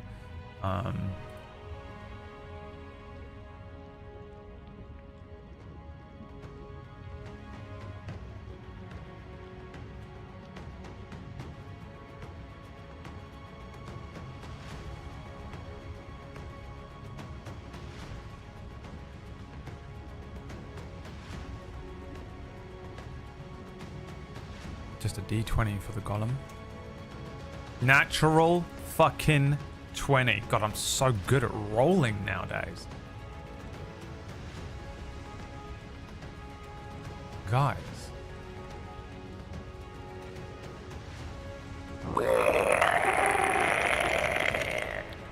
The golem becomes furious at the sight of an intruder, slamming its huge stone coral arms down into the water, letting off this huge wave. This rushes out, splashing against the stone walls below you. This creature sights you up, and you go on a 7. At the beginning of the combat here, it is the water coral golem's turn. Let's see what it can do.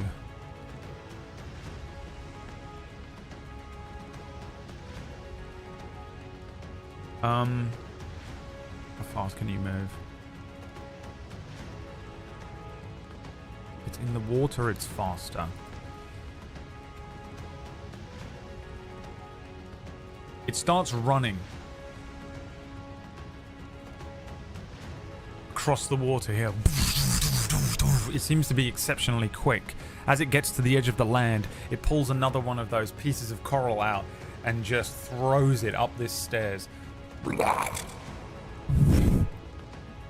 it is going to attempt to hit you with... Oh, this is, for some reason, a dex save from you. So make me a dexterity saving throw, please, again here.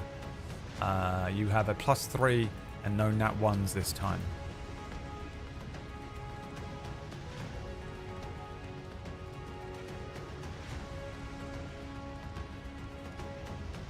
Level 3, baby. Here we go.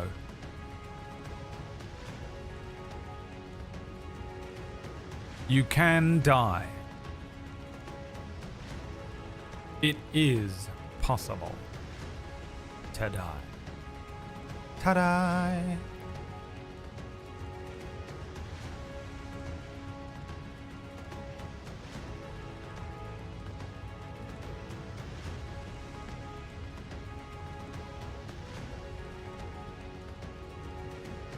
Bring.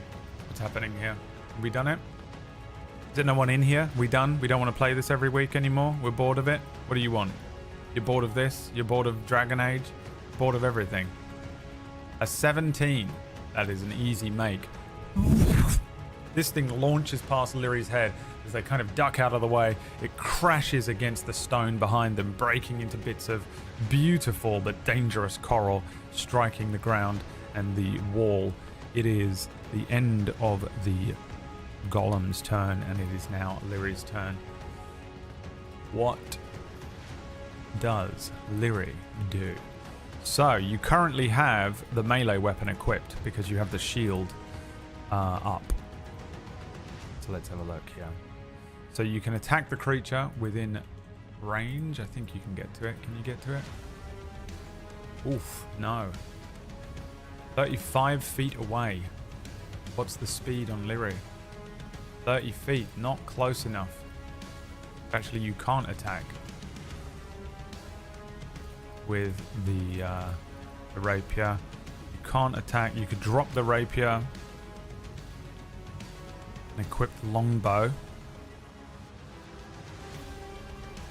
Let's see what you could do here. You have your action surge.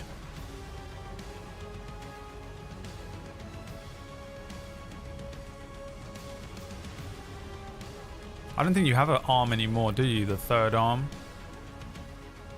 Wasn't that like an hour? You have a third arm for an hour? You might still have it, but you can't use it to have another weapon anyway. Alright, so let's see here. Equip longbow. Is an action.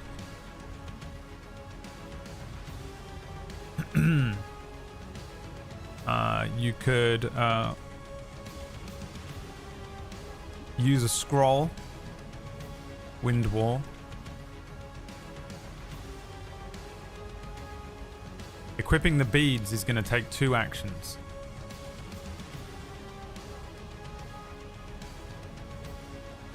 Because you have to unequip the cloak. Equip beads. 2 actions.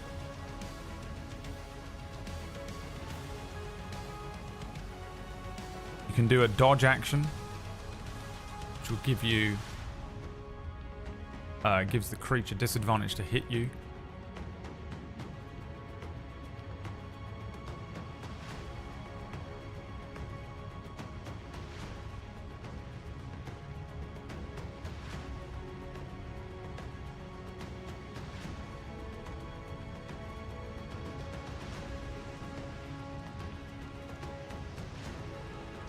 Okay, and then creative options, I guess.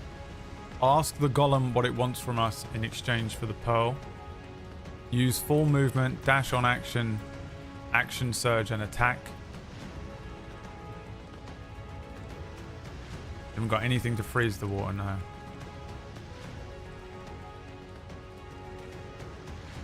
Motion and exchange for his necklace against one of our items / gold.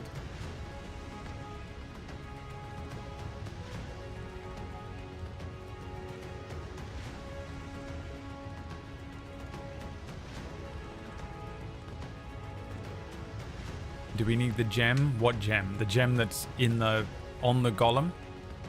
You suspect it's the item that you've come here to collect, yes. Okay, I guess that's it. These are your options. Equip the longbow. Use the scroll. Unequip the cloak and equip the beads, 2 actions. Dodge, giving the golem disadvantage to hit you. Ask the golem what it wants in exchange for the pearl. Use full movement, dash on an action, and then action surge and attack. Motion in exchange for his necklace against one of our items gold. It's not actually a necklace, it's literally just part of the golem. It's its heart.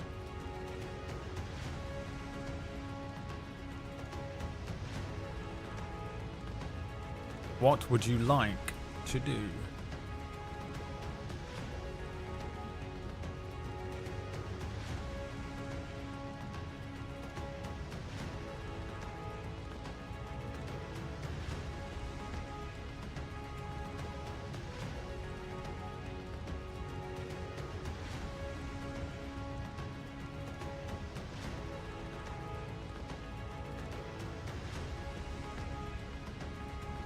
And you do have the weapon mastery things on for the rapier and the longbow.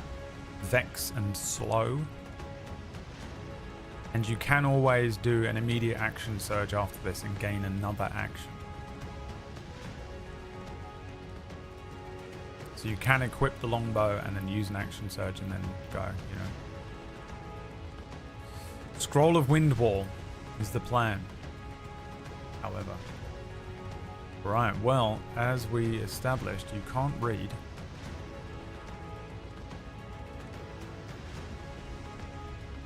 So you have to make an Arcana check. What did I say? What was the rule? While not being able to read.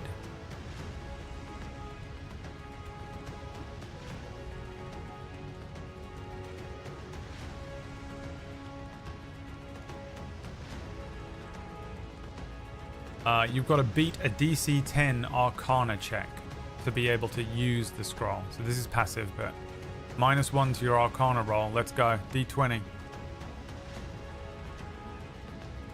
We are now using the 2024 rule set, yeah, even though I don't really know anything about it. That's what we're in. I got to learn. I want to use it for my next campaign anyway.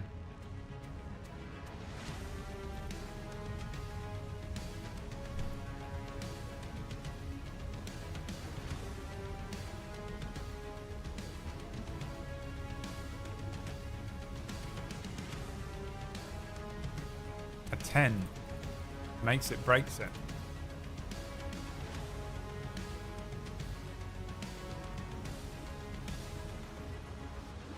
Okay. You are casting the spell Wind Wall.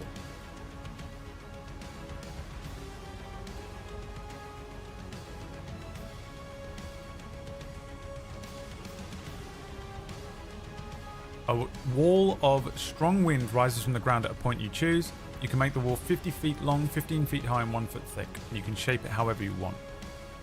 When the wall appears, each creature within its area must make a strength saving throw. A creature takes 3d8 bludgeoning damage on a failed save, half as much on a successful one. Keeps little things out. Okay. How do you want to shape the wall?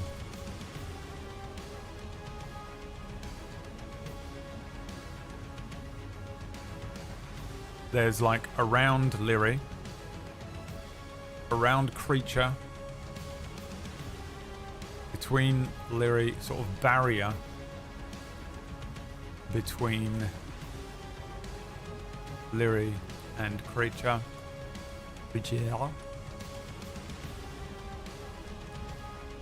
U-shape around who?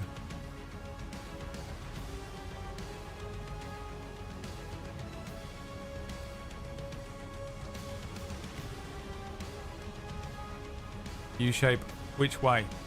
Up or down the stairs?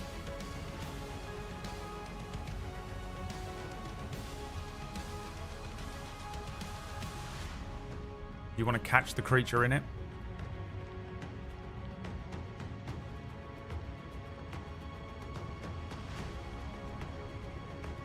Do a line down the stairs U shape. Left to right. U shape.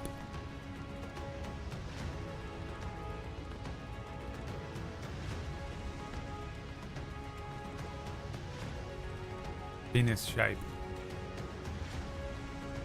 All right.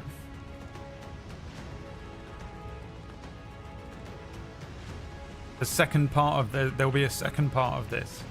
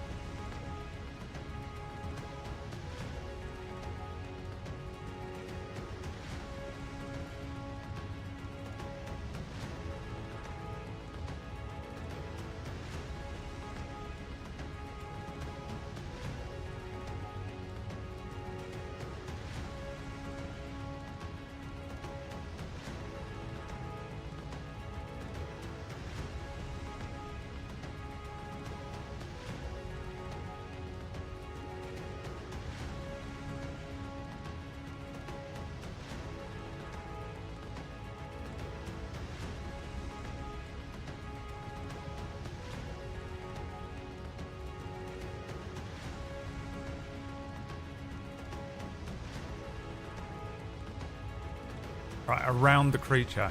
Include the creature, as in you want him to take damage.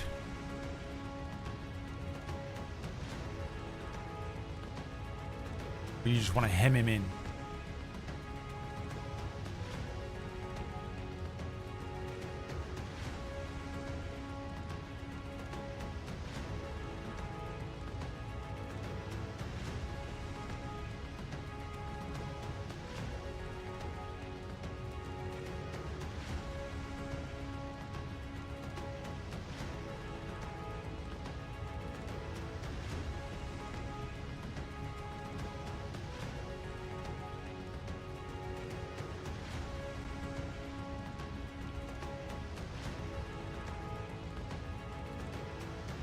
Yes.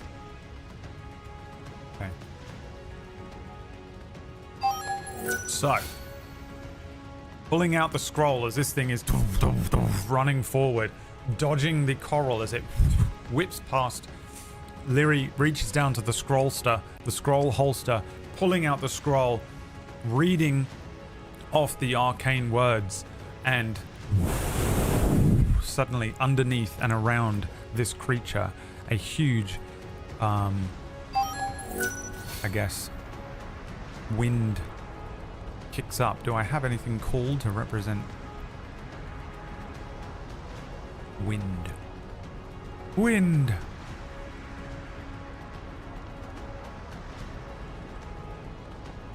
Do we have a nice wind, a windy circle? Because you're just sort of doing a big circle around this creature, right?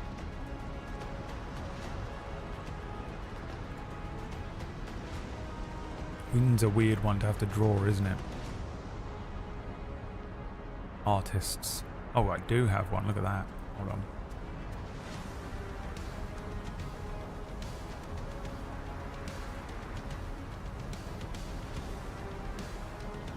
Pulling the scroll out and then moving their hands around in a circle. You see this wind pick up. The creature, immediately caught in this thing, is confused. Starts swinging its huge arms at the wind, but it will immediately take some damage. And what was it? 3d8. No save. Could be dead. Could very well be dead.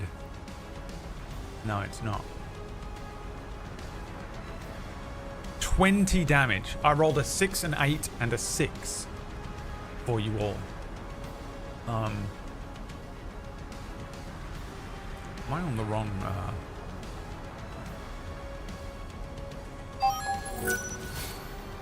thing? How long has this been like this?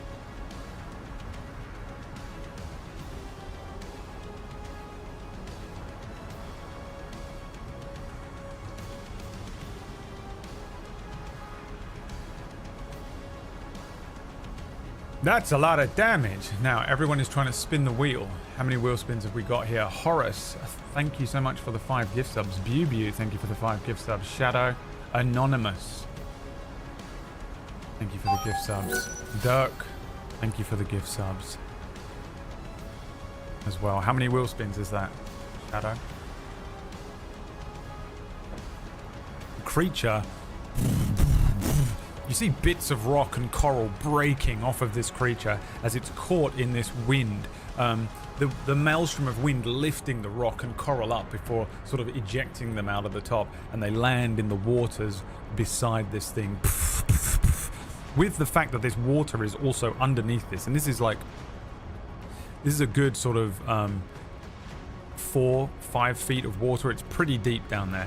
The water is being lifted up as well, this sort of water spout, as it begins to rain down on the area beside it as well, creating this crazy situation around this golem. So first things first, that was 1 use. You only have 7 uses of this scroll, and that was 1 use of it. Haven't you used this before? But you have 1 use used. Did I accidentally reset that on a long rest at one point? I think I did. So the spell scroll is down to 5 uses left. And you deal a massive 20 damage to this creature. Just bits, chunks falling off of this thing. Let's spin the wheel. See what you get. Wild fucking magic. I'm gonna do a traditional wild magic. I'm gonna do a wild magic, a classic wild magic, a traditional one. D100, baby. 20. You cast grease centered on yourself.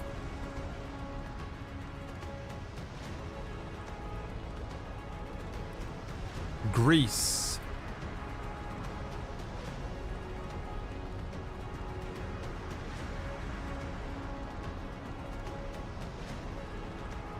What does it do?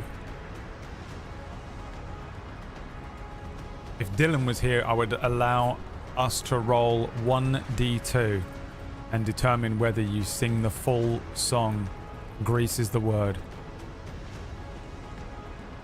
Slick grease covers the ground in a 10-foot square centered on a point within range and turns into difficult terrain.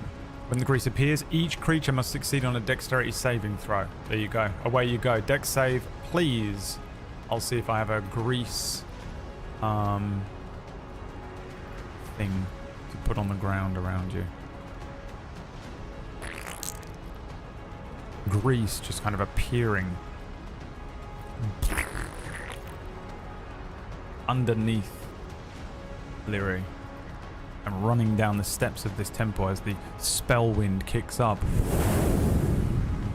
Grease is the time, is the place, is the motion. Grease. Let's see if you make your dexterity saving throw. You have a +3 to this roll, a 15 easy, slipping around but not falling. I would have honestly made you make another dex save to not fall down the stairs for this, by the way. So congratulations.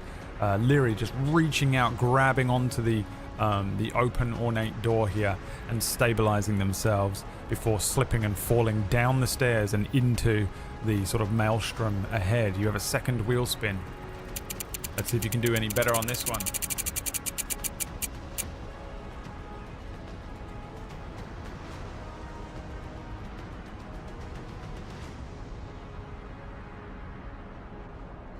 The boss battle.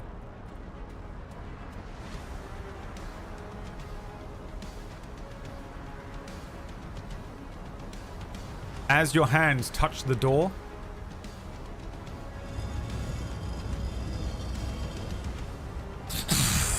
it seals closed behind you.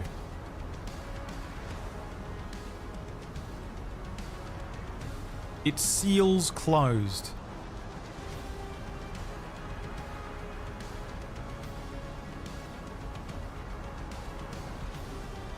for you have activated the boss battle of this water temple.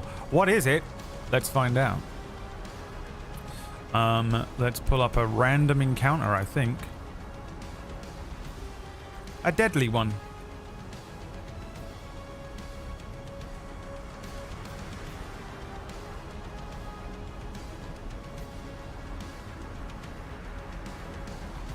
A deadly one, please. Or it is a boss battle.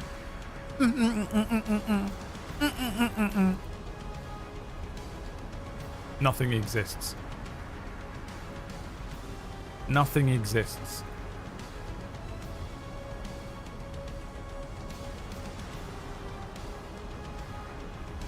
Fine.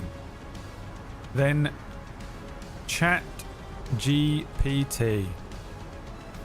Generate me a D&D monster.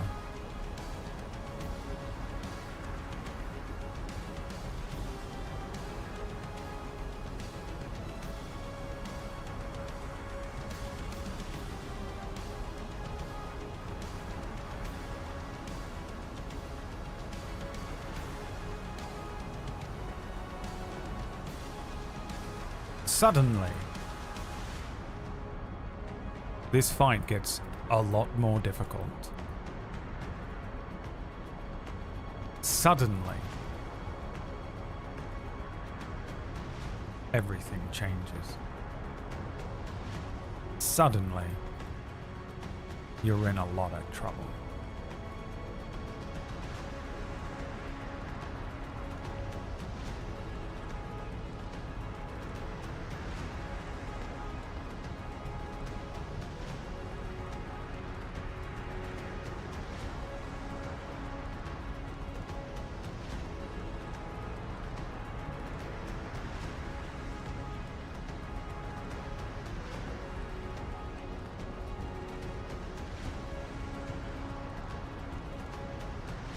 Appearing at the center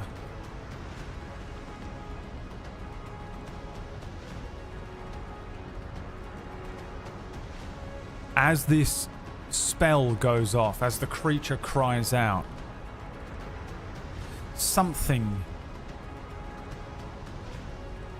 comes to undeath.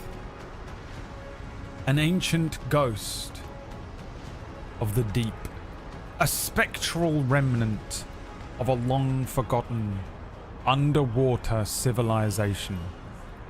Its translucent form shimmers with faint bioluminescent hues.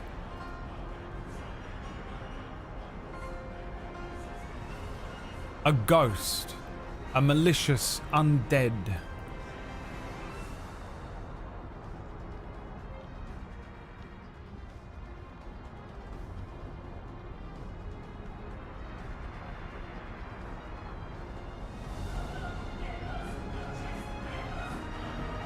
A guard of the treasures of its tribe. An eerie wail stretches out.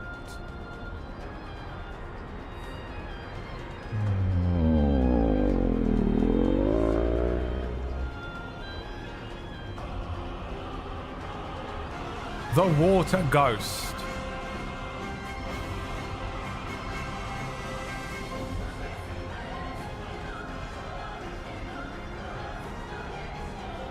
Appears. Its eyes flash with a deep blue, sighting up our hero. You must now face whatever this creature is called. And we'll find out immediately after I finish making its token. Can you tell I'm buying time? Entirely improvised D&D, you motherfuckers. Entirely made. Water Ghost.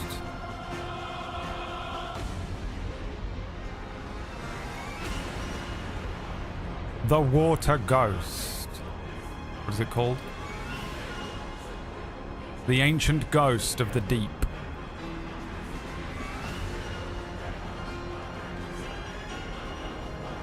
saved in my file as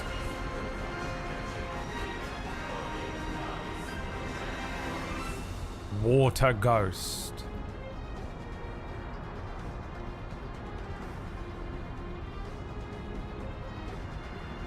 Water Ghost.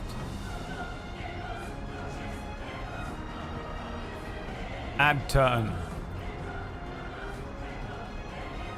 1d20 plus 2. In the fight on an 18, the Water Ghost appears. It speaks.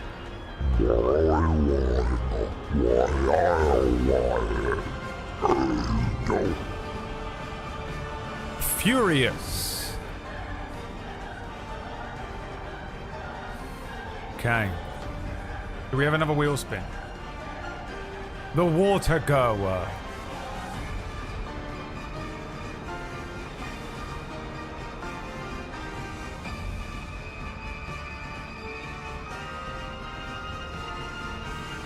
The Water Goer. Thank you, Debiro, for the 5 gift subs. It is still, and still, Lyri's turn.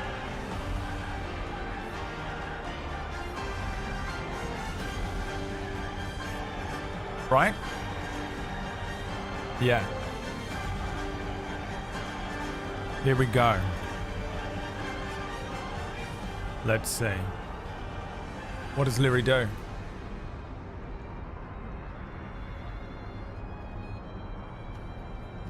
So you can action surge,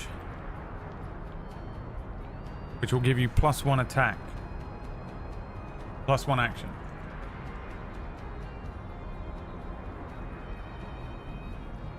+1 action. You can use your bonus action to heal.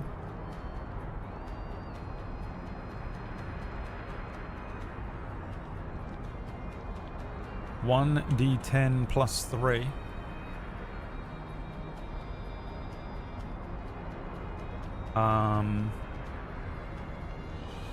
You can dodge. Didge. No, you can't. You can attempt to run somewhere down the stairs and into the water, I guess.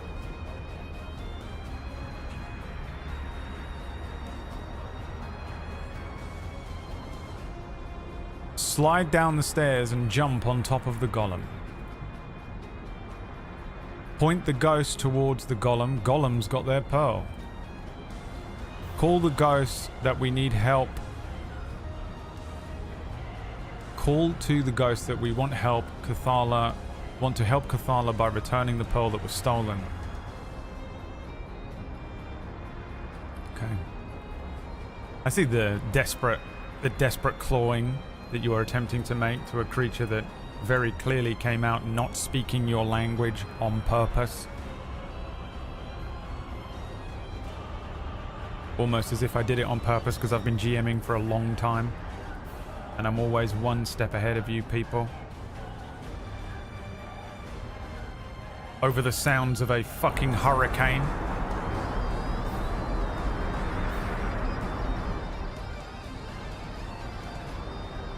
Yeah, you people, players.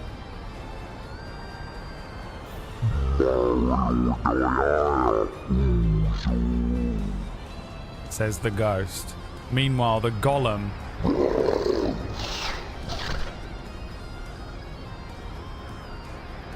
caught in a literal tornado and confused.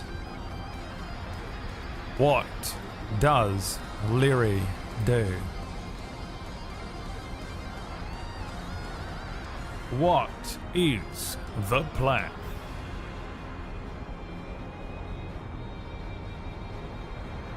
Just because it can't speak our language doesn't mean it can't understand us. That's true. I'm just doing my best to fucking help you, but I won't from now on. You can all thank Mr. Kip Kip. No more DM clues. It's on hard mode. Oh, a little button just came up on the screen. Would you like to increase the difficulty? And everyone looked at each other like, no, we don't want to do that, right? But Kipling went, click the button. Ding! Difficulty increased.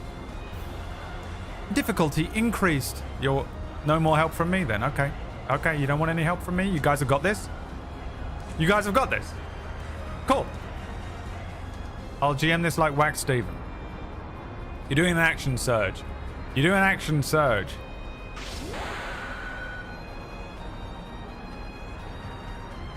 What does Leary do with the action surge?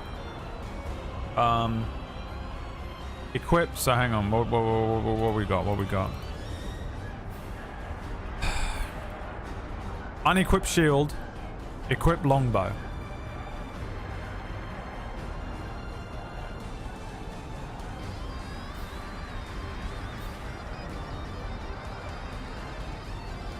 Use scroll. Wind wall.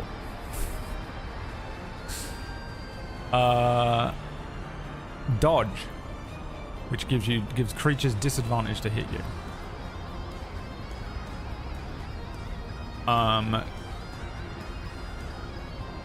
You have a potion equipped. What potion is it? Potion of Stone Giant Strength.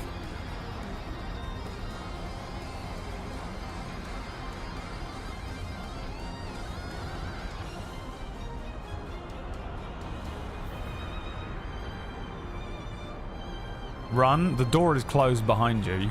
Running is not really an action. Run towards danger. Tell the golem the ghost just called it stupid in their language.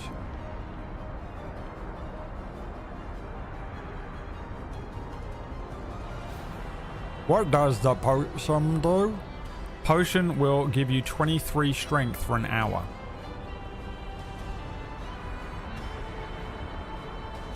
Omni Slash. Alright. The choice is yours, guys. What is it gonna be here?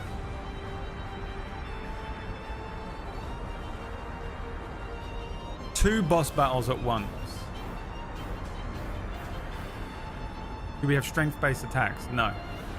But you could make them strength-based attacks temporarily.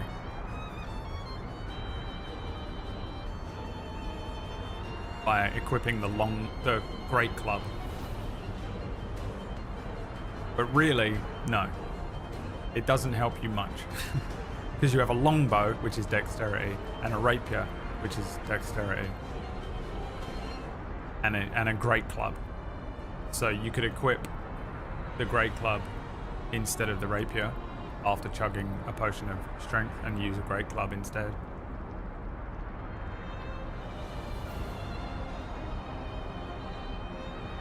You can't have two wind walls active, no, but this wind wall is now no longer doing anything for you.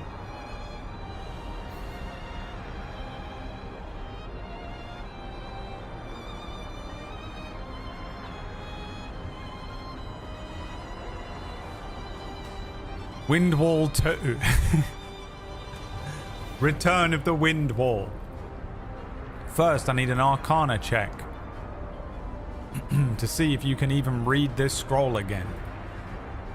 You have a -1 to your Arcana. Hi, Nanny Op. Nani? OP.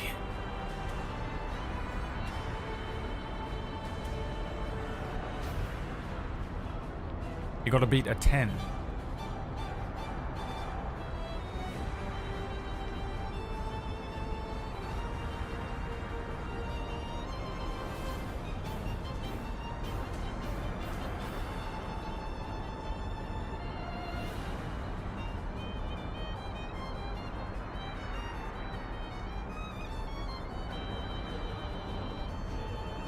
See if you can cast another wind wall. Which is essentially move this wind wall somewhere. A 3. You fail. Pulling out the scroll and trying to read this thing. Unfortunately, due to the curse, it requires a DC 10 Arcana check. because you've forgotten how to read and write. So the written portion of this scroll just means nothing to Lyri right now. All of a sudden, just completely affected by this spellwind curse. Stumbling over a few of the words, completing, sort of failing to complete the incantation. The wind wall is not recast. I don't think it drops this one though. What does it? I guess it was a failure to cast, so no. So this wind wall can remain, even though I would say at this point the wind wall is no longer helping you. All it's really doing is stopping you from firing arrows. And fuck up any arrows you fire into it. So would you like to drop the wind wall? It's not going to do any more damage for the record. It doesn't continually deal damage. It only deals damage when it's cast. Anything walking into it will not suffer. Although, the other thing is a ghost. Let me reread wind wall. Hold on. Before we make a hasty decision. The strong wind keeps fog, smoke, and other gases at bay. Is a ghost a gas?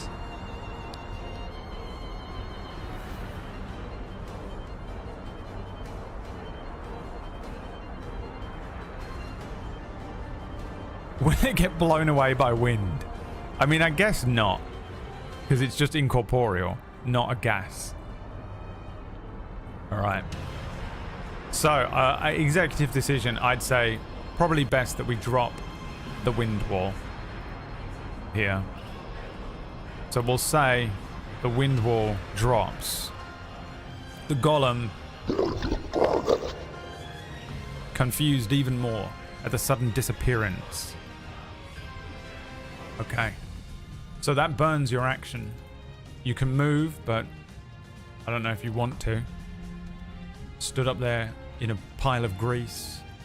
You can heal, but you're not particularly damaged right now. You've only taken 2 damage. So I guess it's just a yes or no question for would you like to move? Yui? Yes? No? Little reminder. So you are trapped up here. You can only move 30 feet. So you can basically move to the bottom of the stairs. But this is your back is against the wall. You could try and leap off of this, I guess. But this is probably, what, 15, 20 feet up? So it could be a bit of a dangerous fall. Can we use the second action to equip the bow? No, you used your second action to cast Wind Wall and failed to cast Wind Wall. You no longer have a second action. So you did burn your action surge. You burned another Wind Wall.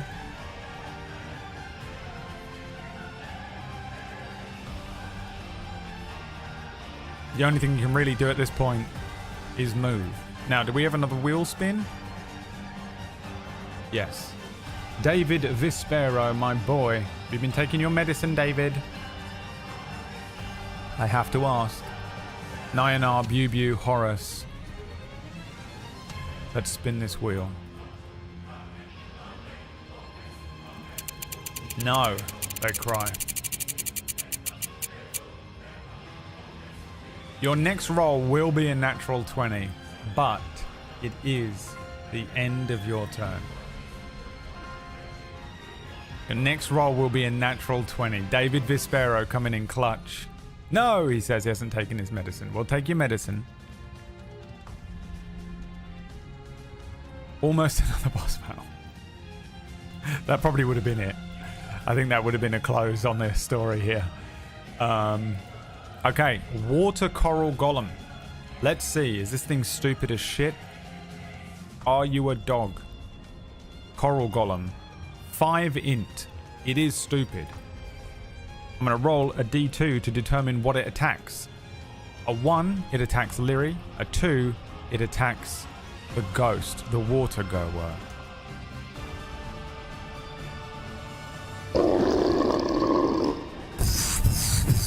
Splashing the water, it attacks the water goer. It's a free-for-all. It's all versus all.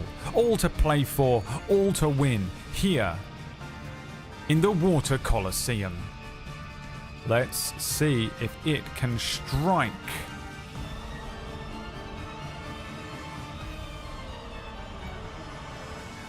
With its slam. It is a +5 to hit. An 11. Wow, he rolled a fucking 1.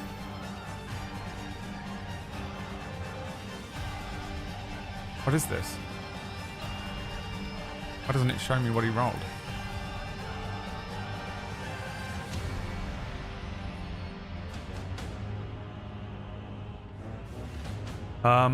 This is a miss. An 11 is a fail. This creature just hits the water underneath the water goer. The water goer kind of blurs out of sight.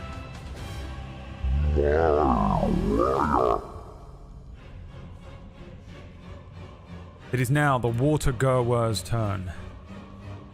The water goer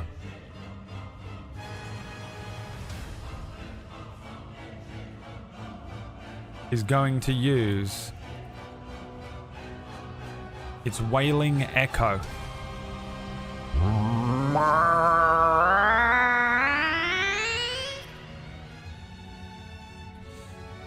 An echo wails.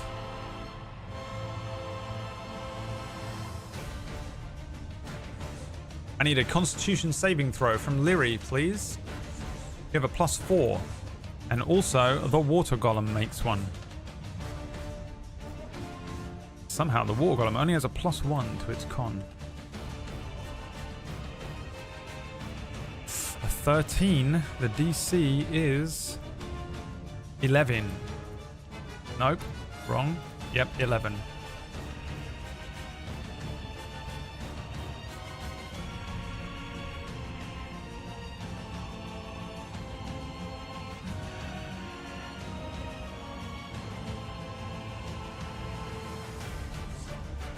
What's your con save for Lyri?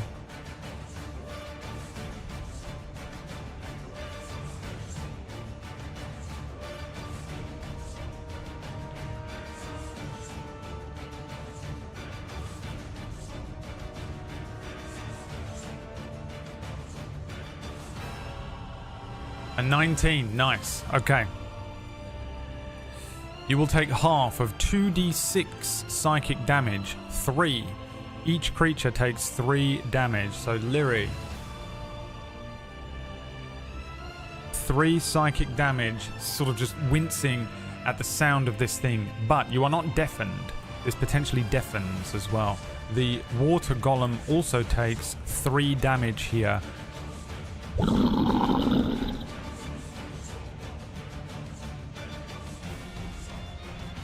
It's Lyri's turn. Guys, you have a natural 20 on whatever you do next. But you only have 1 action. You currently have a rapier and a sword equipped. A fencing sword and a shield, I mean. A rapier and a shield equipped.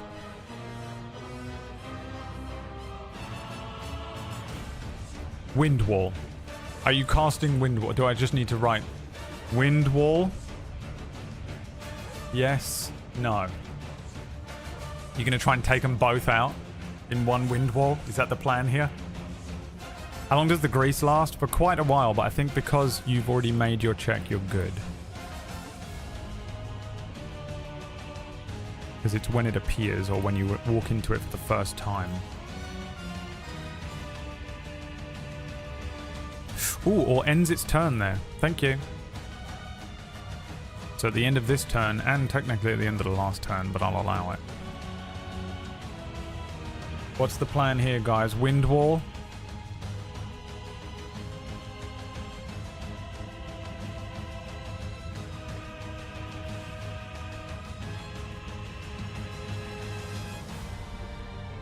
Looks like it, huh? Wind Wall it is. This is an Arcana check. Let's see what you would have got.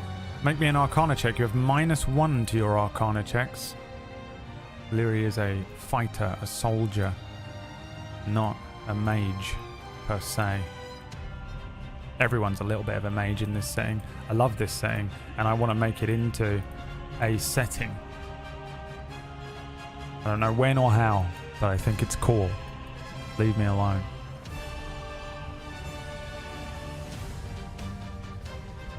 Let's see what you would have rolled. You are, however, going to successfully cast this regardless, and I'm guessing you want to put it dead in the middle here, yes or no in the chat. The wind thing. Let's bring it back.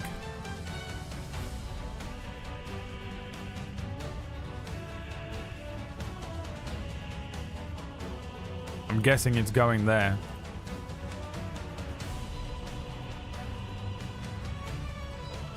Trapping them both.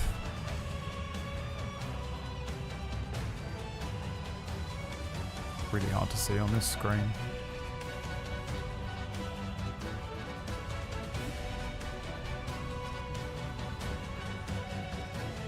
Leary pulling out the scroll. Natural 20 on the Arcana check. Successfully casting another pop of Wind Wall here. Reading the incantation off as quickly as they possibly can. And then looking at the area where it's to be cast and then spinning a hand as this thing, again, water rushing up and spouting out the top of this tornado that is created. The water coral golem caught in it instantly. The water Gerwer caught in this thing. They're gonna take a bunch of damage again. It is 3d8 bludgeoning. Here we go. I can't. Oh my god, I can't type. 3d8. 3d8 bludgeoning damage. 16 damage. The water coral golem breaks apart. Stone, coral, and then the pearl lost and caught in this maelstrom. Give me a perception check to see if you can keep track of where the heart of the abyss goes as it breaks from this creature. The magic dispelled from this golem as it is caught in this literal tornado pulled up from the underneath this thing. You have a +4 to your perception check. Let's see if you can follow where it goes, where it lands. Maybe you can grab it and run. Maybe you lose it forever. Maybe it rolls down a drain pipe. Maybe it lands in your hands. You have expertise, not advantage, that's correct.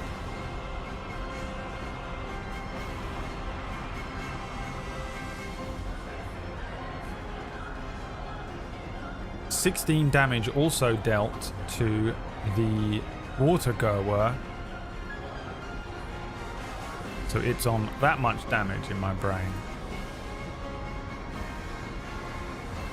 I'll write it down. A 10 to follow where this thing goes. I think that's a fail. Just lose it. There is debris being launched everywhere. Bits of coral, bits of stone, and the heart of the abyss scatter, splashing into the water all around in this area. And this water's pretty deep. Again, it's 4 or 5 feet deep.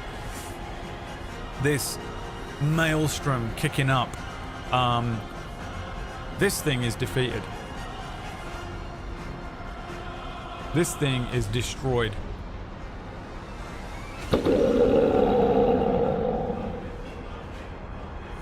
The water Gerwer remains a ghost, whipping against this insane level of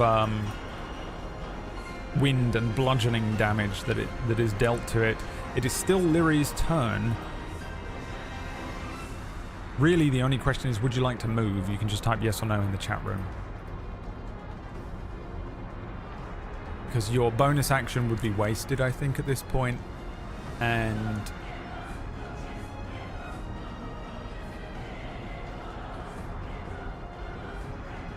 yes, where are you wanting to move to? You don't have tactical mind. I'm gonna see if I can... Can I remove that from the sheet?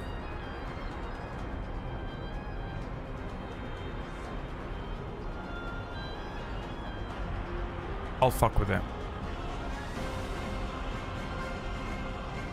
Get the fuck out? Well, you can't leave. Out of the grease. To the monster. Alright, hang on. So is it out of the grease or to the monster?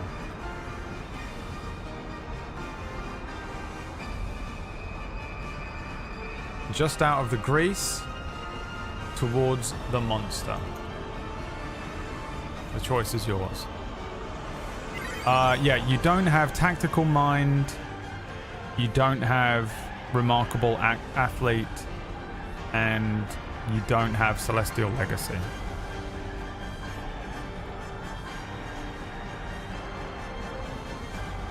Or savage attacker. Because it's just too confusing for... It's just too... it gums up how much you can do in a turn way too much, and it takes fucking forever to get through a single turn as it is. This isn't really 5e, I'm just using as much of a baseline as I can to make this as streamlined as possible, otherwise we're here forever.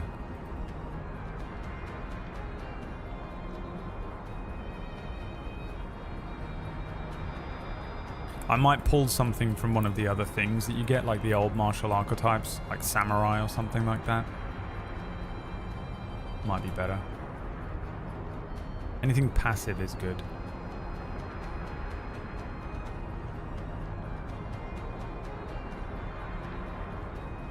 Arcane Archer.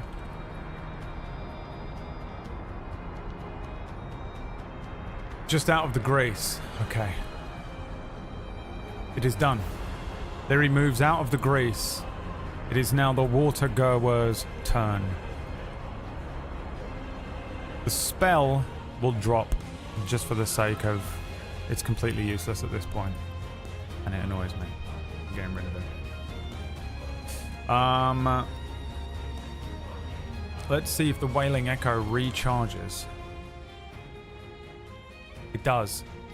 Another Wailing Echo. Give me a con save, please.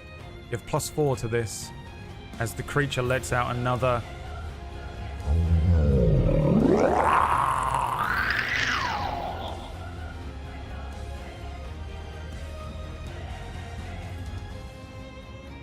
for another 2d6 psychic damage. So this will be either 6 or 3 damage from the water goer.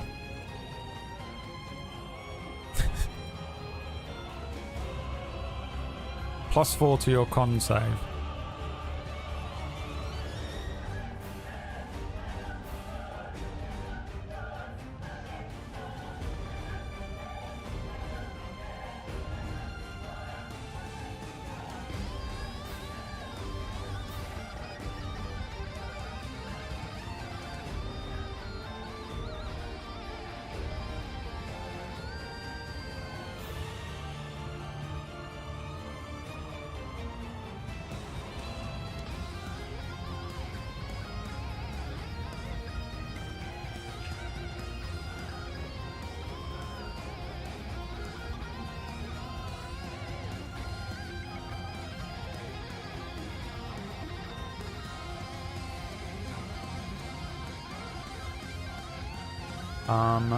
What did you get?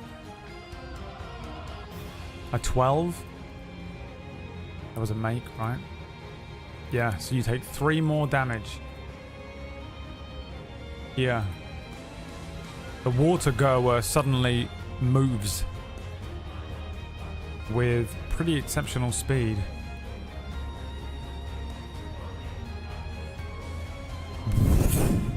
Water kicking up behind it as it rushes towards Lyri. It's now Lyri's turn. I don't think it's within range of any melee attacks. But it is moving towards you. Lyri, what does Lyri do?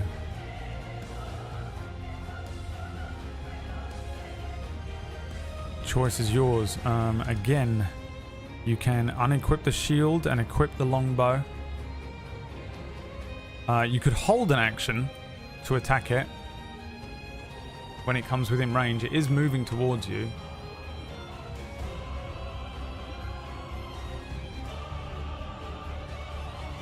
You can use the scroll, wind wall again. You could dodge. You can drink a potion of stone giant strength. Anything else? Suggestions from chat. This thing is flying towards you. Can you physically attack a ghost? You can. Typically, it does. If your weapon isn't magical, usually it's resistant to that damage, so it's dealing half damage. But I don't think you have any magic weapons anyway. Or is the elven bow? The elven bow might be magical actually. But this thing's going to get to you on its next turn.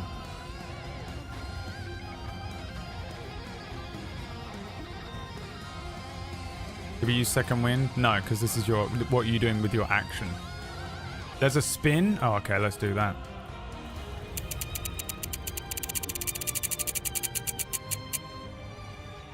Wish granted. A wish.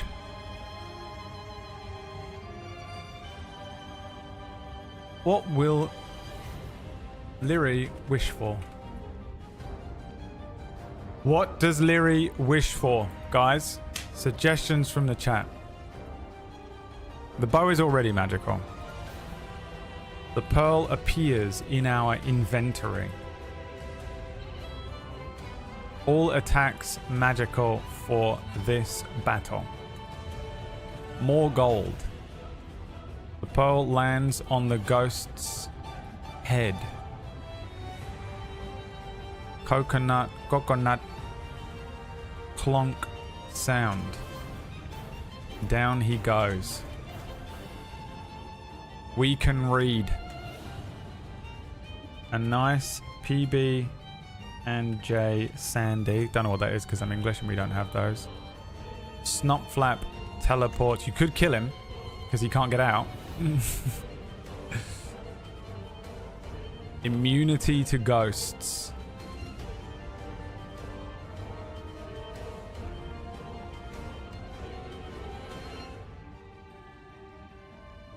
That's a monkey paw.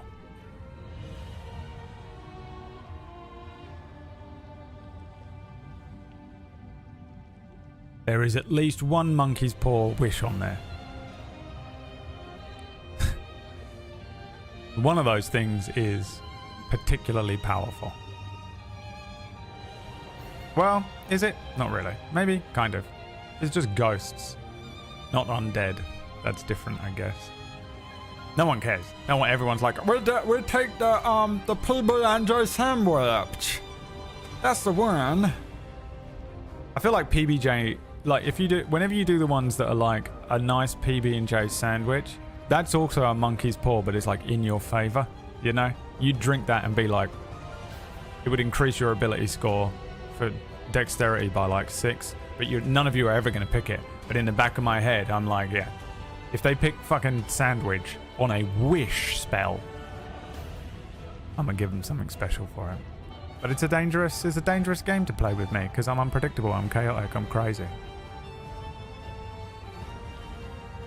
I'm a crazy boy. I have mental health issues.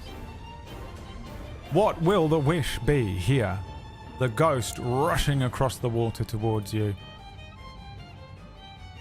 Lyri standing back against the wall. Pearl somewhere in this room, but we don't know where. We can read a curse that could easily be healed from the Water Witch return. Wish granted.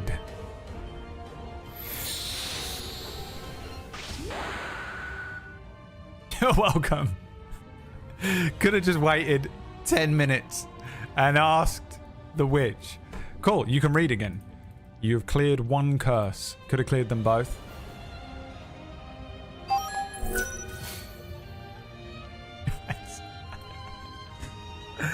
Oh, brutal, dude. I wouldn't wish it upon my worst enemy playing D&D with this chat room, you know? You guys are fucking crazy, dude. There's like 3 people in the chat room who are like fucking their hands are cracking their desks right now. It could have been immune to the undead. No monkey paw. Okay, wish granted. What does Leary do?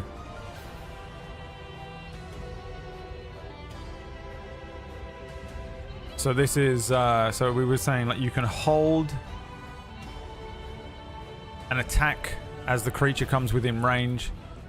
The first thing that happens is Leary attacks.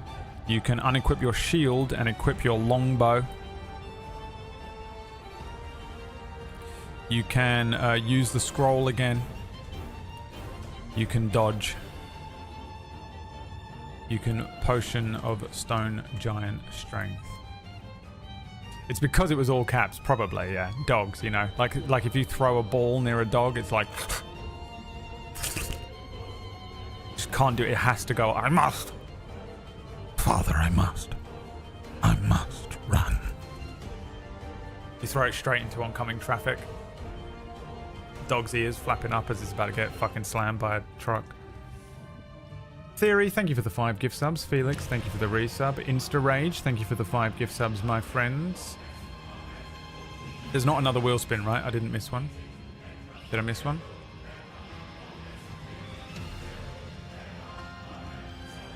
It wouldn't be Twitch Plays D&D without some really great choices.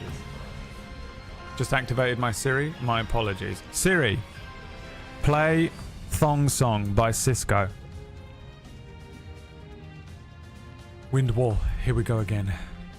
Now, you'll be pleased to know you can read now. So you don't have this curse. Simply put, all that happens here, Leary pulls out the scroll, speaks the enchanted words, able to read them easily, turning a hand underneath this creature. Water whipped up, debris, stones, rocks. This creature is immediately going to take another 3d8 bludgeoning damage. Let's see what it does. 14 damage. The creature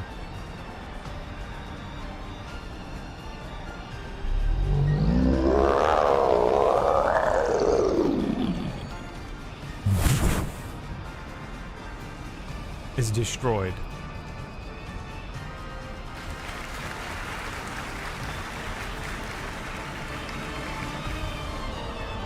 The wind wall displaces.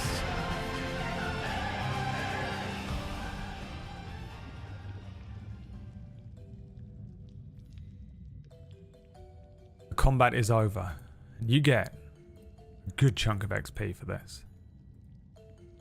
You do lose another wind wall. You're down to 2 more uses of it.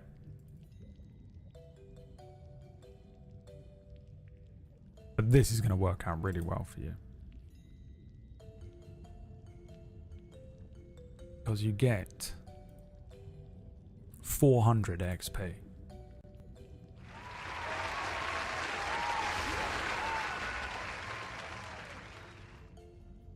So that's 1,323. Is that correct?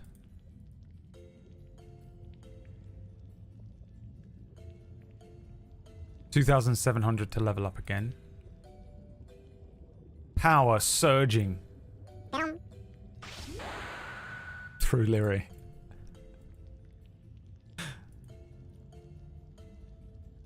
And you defeat the water coral golem and the water goer.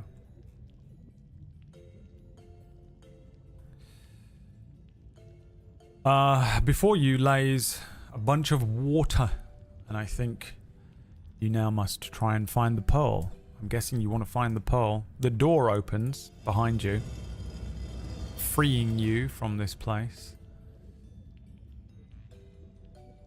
But you must find the pearl. Give me an investigation check to see if you can find it in this place. Leary diving in.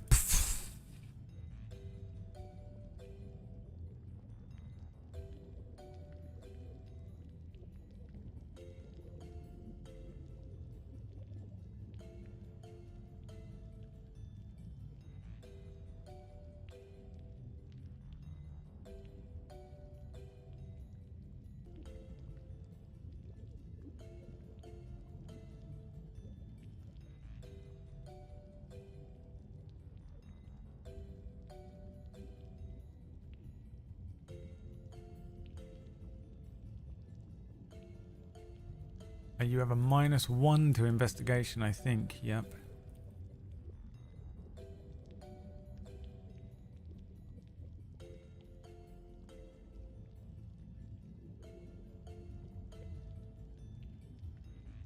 Oh, did the stream go down? What happened?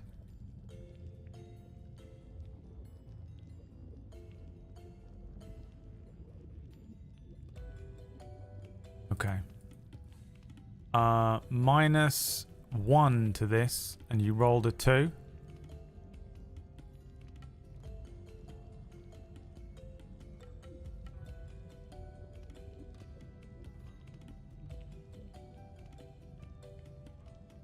Ah, did it fully go down, the whole stream? No, thank God. A 2. A failure. While sort of searching around, you cut your finger on a piece of coral and take 1 hit point of damage. Please roll me another investigation check. We could be here all day. You get 14 more tries before you die.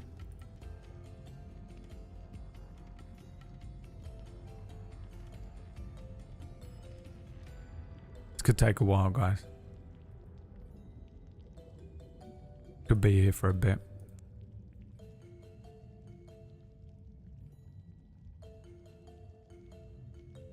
This is one of my favorite Twitch days. I appreciate that. I'm glad you're enjoying it.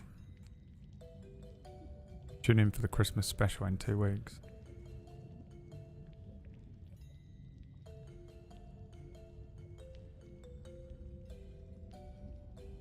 Don't forget to tune in for the Christmas special in 2 weeks.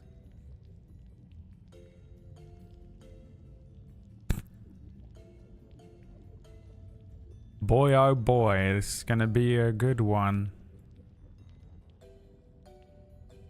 A 13.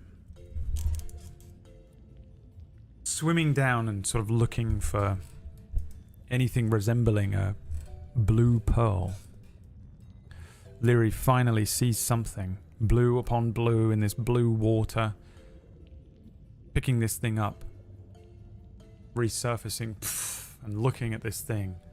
The pearl, now in Leary's hand. Behind Leary, a little swirling magical wind appears. And on the HUD it says, "Would you like to leave dungeon?"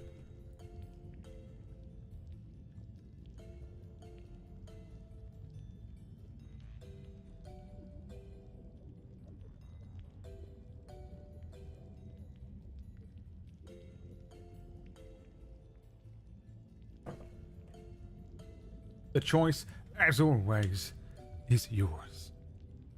Thank you everybody for the gift subs today. I bought a lot of Christmas presents yesterday. I bought all of the members of my family's Christmas presents yesterday, and it was fucking brutal. I'm so glad I had Marvel Rivals to play last night instead of sit there thinking about how much money I spent on those children.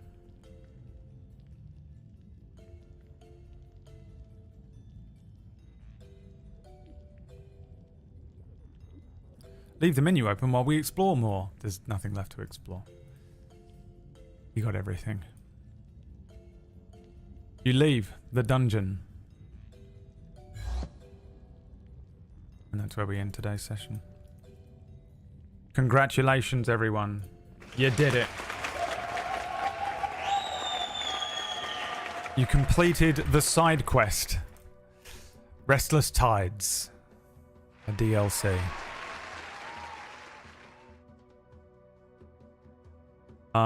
Okay. Now, on this D&D Beyond sheet, can I remove some traits? Manage custom.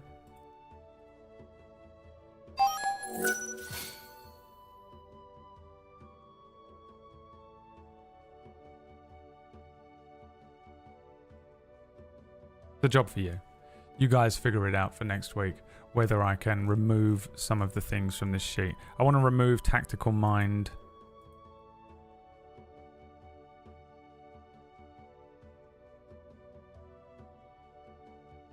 Oh, I fucked everything up now. Click the wrong button.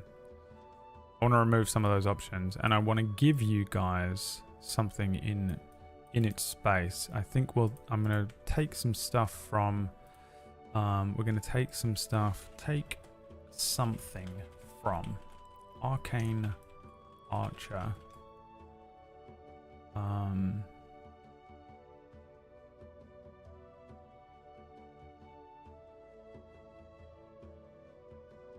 Samurai Brute, Knight, Scout, Sharpshooter. I'll take some of these Unearthed Arcanas as well. I think those would be the ones that make sense for Lyri based on their training. And instead of those other options, we'll mix something in. I'm trying to make it so that it's a bit more passive. I know some of you cannot compute that. I know that you're like, but the rules as written say this, and it is unacceptable that you have said... And I know that you just simply cannot understand it, but for the sake of just making this as streamlined as possible, so that the combats don't last really, really long, gumming up endless sort of turns and trying to reduce as much as possible to make it as simple as possible to get across on each combat turn what you can and can't do. Not just for those of us that know how to play D&D, but for people who are just coming in here and have no idea what's happening. They can kind of pick it up and figure out how they can get involved and what makes sense for them. Which is why we've done it this way, which is why I've got the things like the equipping of items and things. Rather than... Some of this stuff is just too confusing. I actually like these additions to the fighter role. The 2024 stuff. It seems kind of cool. But I think it would just make it too confusing in this. But I don't want to remove things without at least offering something else in its place. So I'm probably gonna take a look at some of the old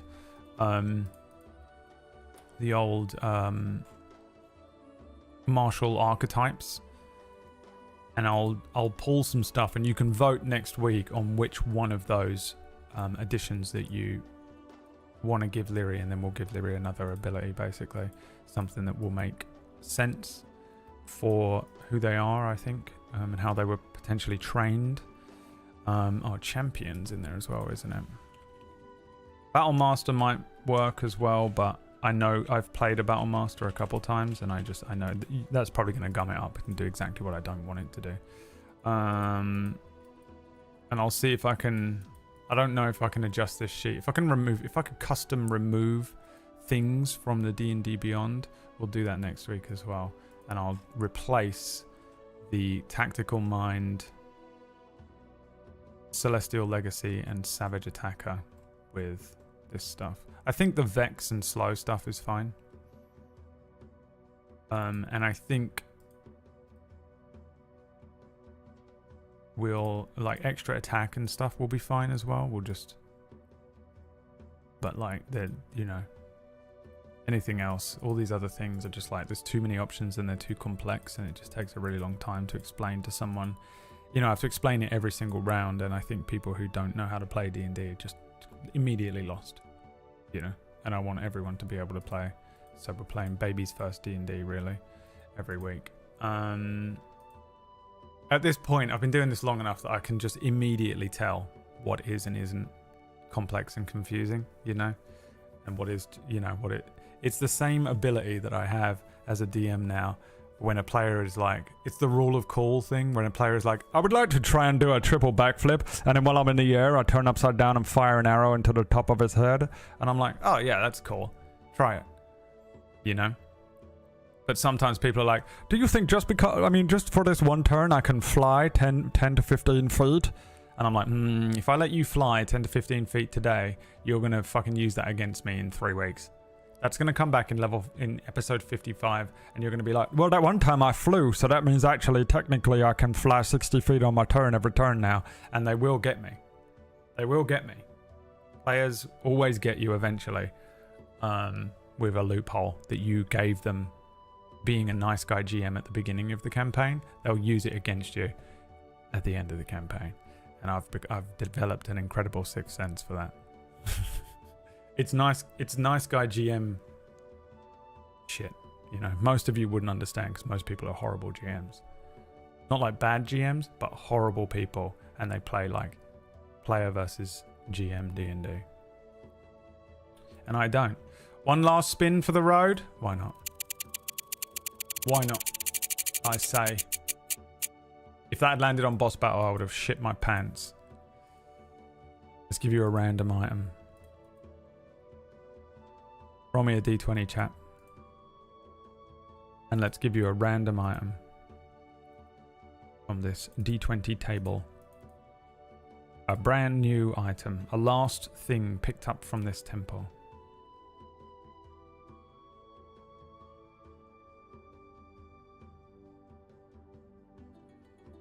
What if we vote at the start of battle on if we have a bow or rapier and shield out or full on BG3? No, stop trying to win D&D, Durkee. I asked. I said, what do you want as your basic? And it was everyone already said they wanted the shield out. So you have the shield out every time you go into battle now. And then you just get annoyed when the thing is away from you. So you're going to have to figure it out. It's the... You literally are trying to win D&D.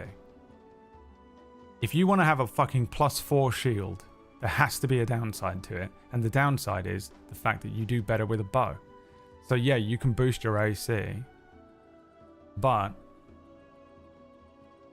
the switching between your weapons is really Lyri's whole thing. A de-gumming idea? Well, by adding an additional gum at the beginning. Stop trying to win. I know what you're doing. Every week. 18. You get the original copy of a well-known book. Dude, non-canon.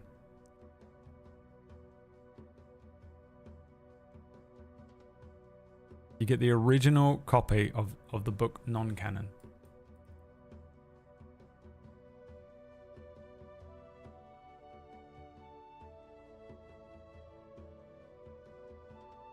The original copy of the...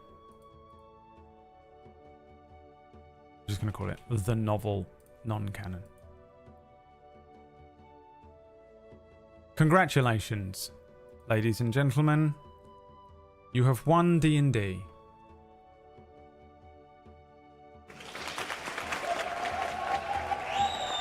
Tusk love. That's it, man. A first edition. Next week, we will continue sort of the back end of this as you bring the pearl back to the witch. Lancelot's up there waiting, Snotflap's up there waiting, and we'll see where you go on the adventure. 2 weeks from now, we're going to do a Christmas special that we completely came up with on the fly today. And this week on the channel, we're playing a different game every day. It's listed in the Discord, but we're doing Monday, we're doing Minecraft. Tuesday, we're doing Stardew Valley. Wednesday, we're doing The Witcher 3. Thursday, we're doing Infinity Nikki. And Friday, we're doing RimWorld.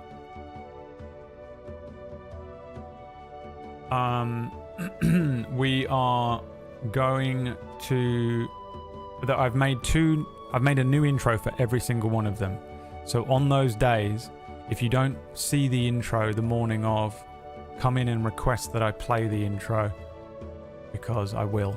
Otherwise, it would have been a complete waste of time. I've done the intro for Minecraft, and it's fucking brilliant.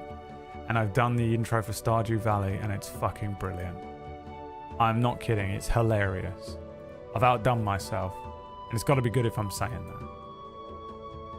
that. 2 p.m. UK, the stream will start, which is 9 a.m. Eastern. But I probably won't start playing the game for about half an hour or so, depending on how much I want to chat shit, you know. Single player Minecraft. I'll see you on Monday, tomorrow, for that. Different games every day this week. And at the end of the week, we're going to decide whether we keep playing one of them or all of them or what.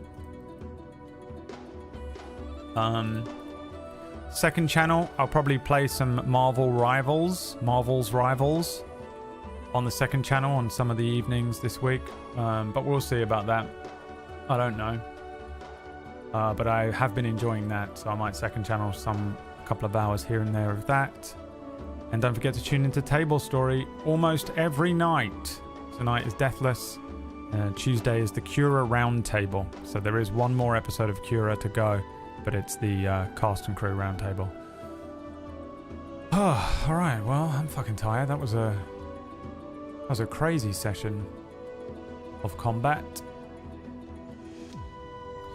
Have a wonderful rest of your day. I'll see you all later on. Let's go and see Alasdair. He is playing The Witcher 3. And if you like The Witcher 3, I'll see you on Wednesday. We're going to play it again. See you later. Peace. Bye. I said bye. I said get the fuck out of here, boys. Thank you everybody that subscribed again. Very much appreciate it on a Sunday.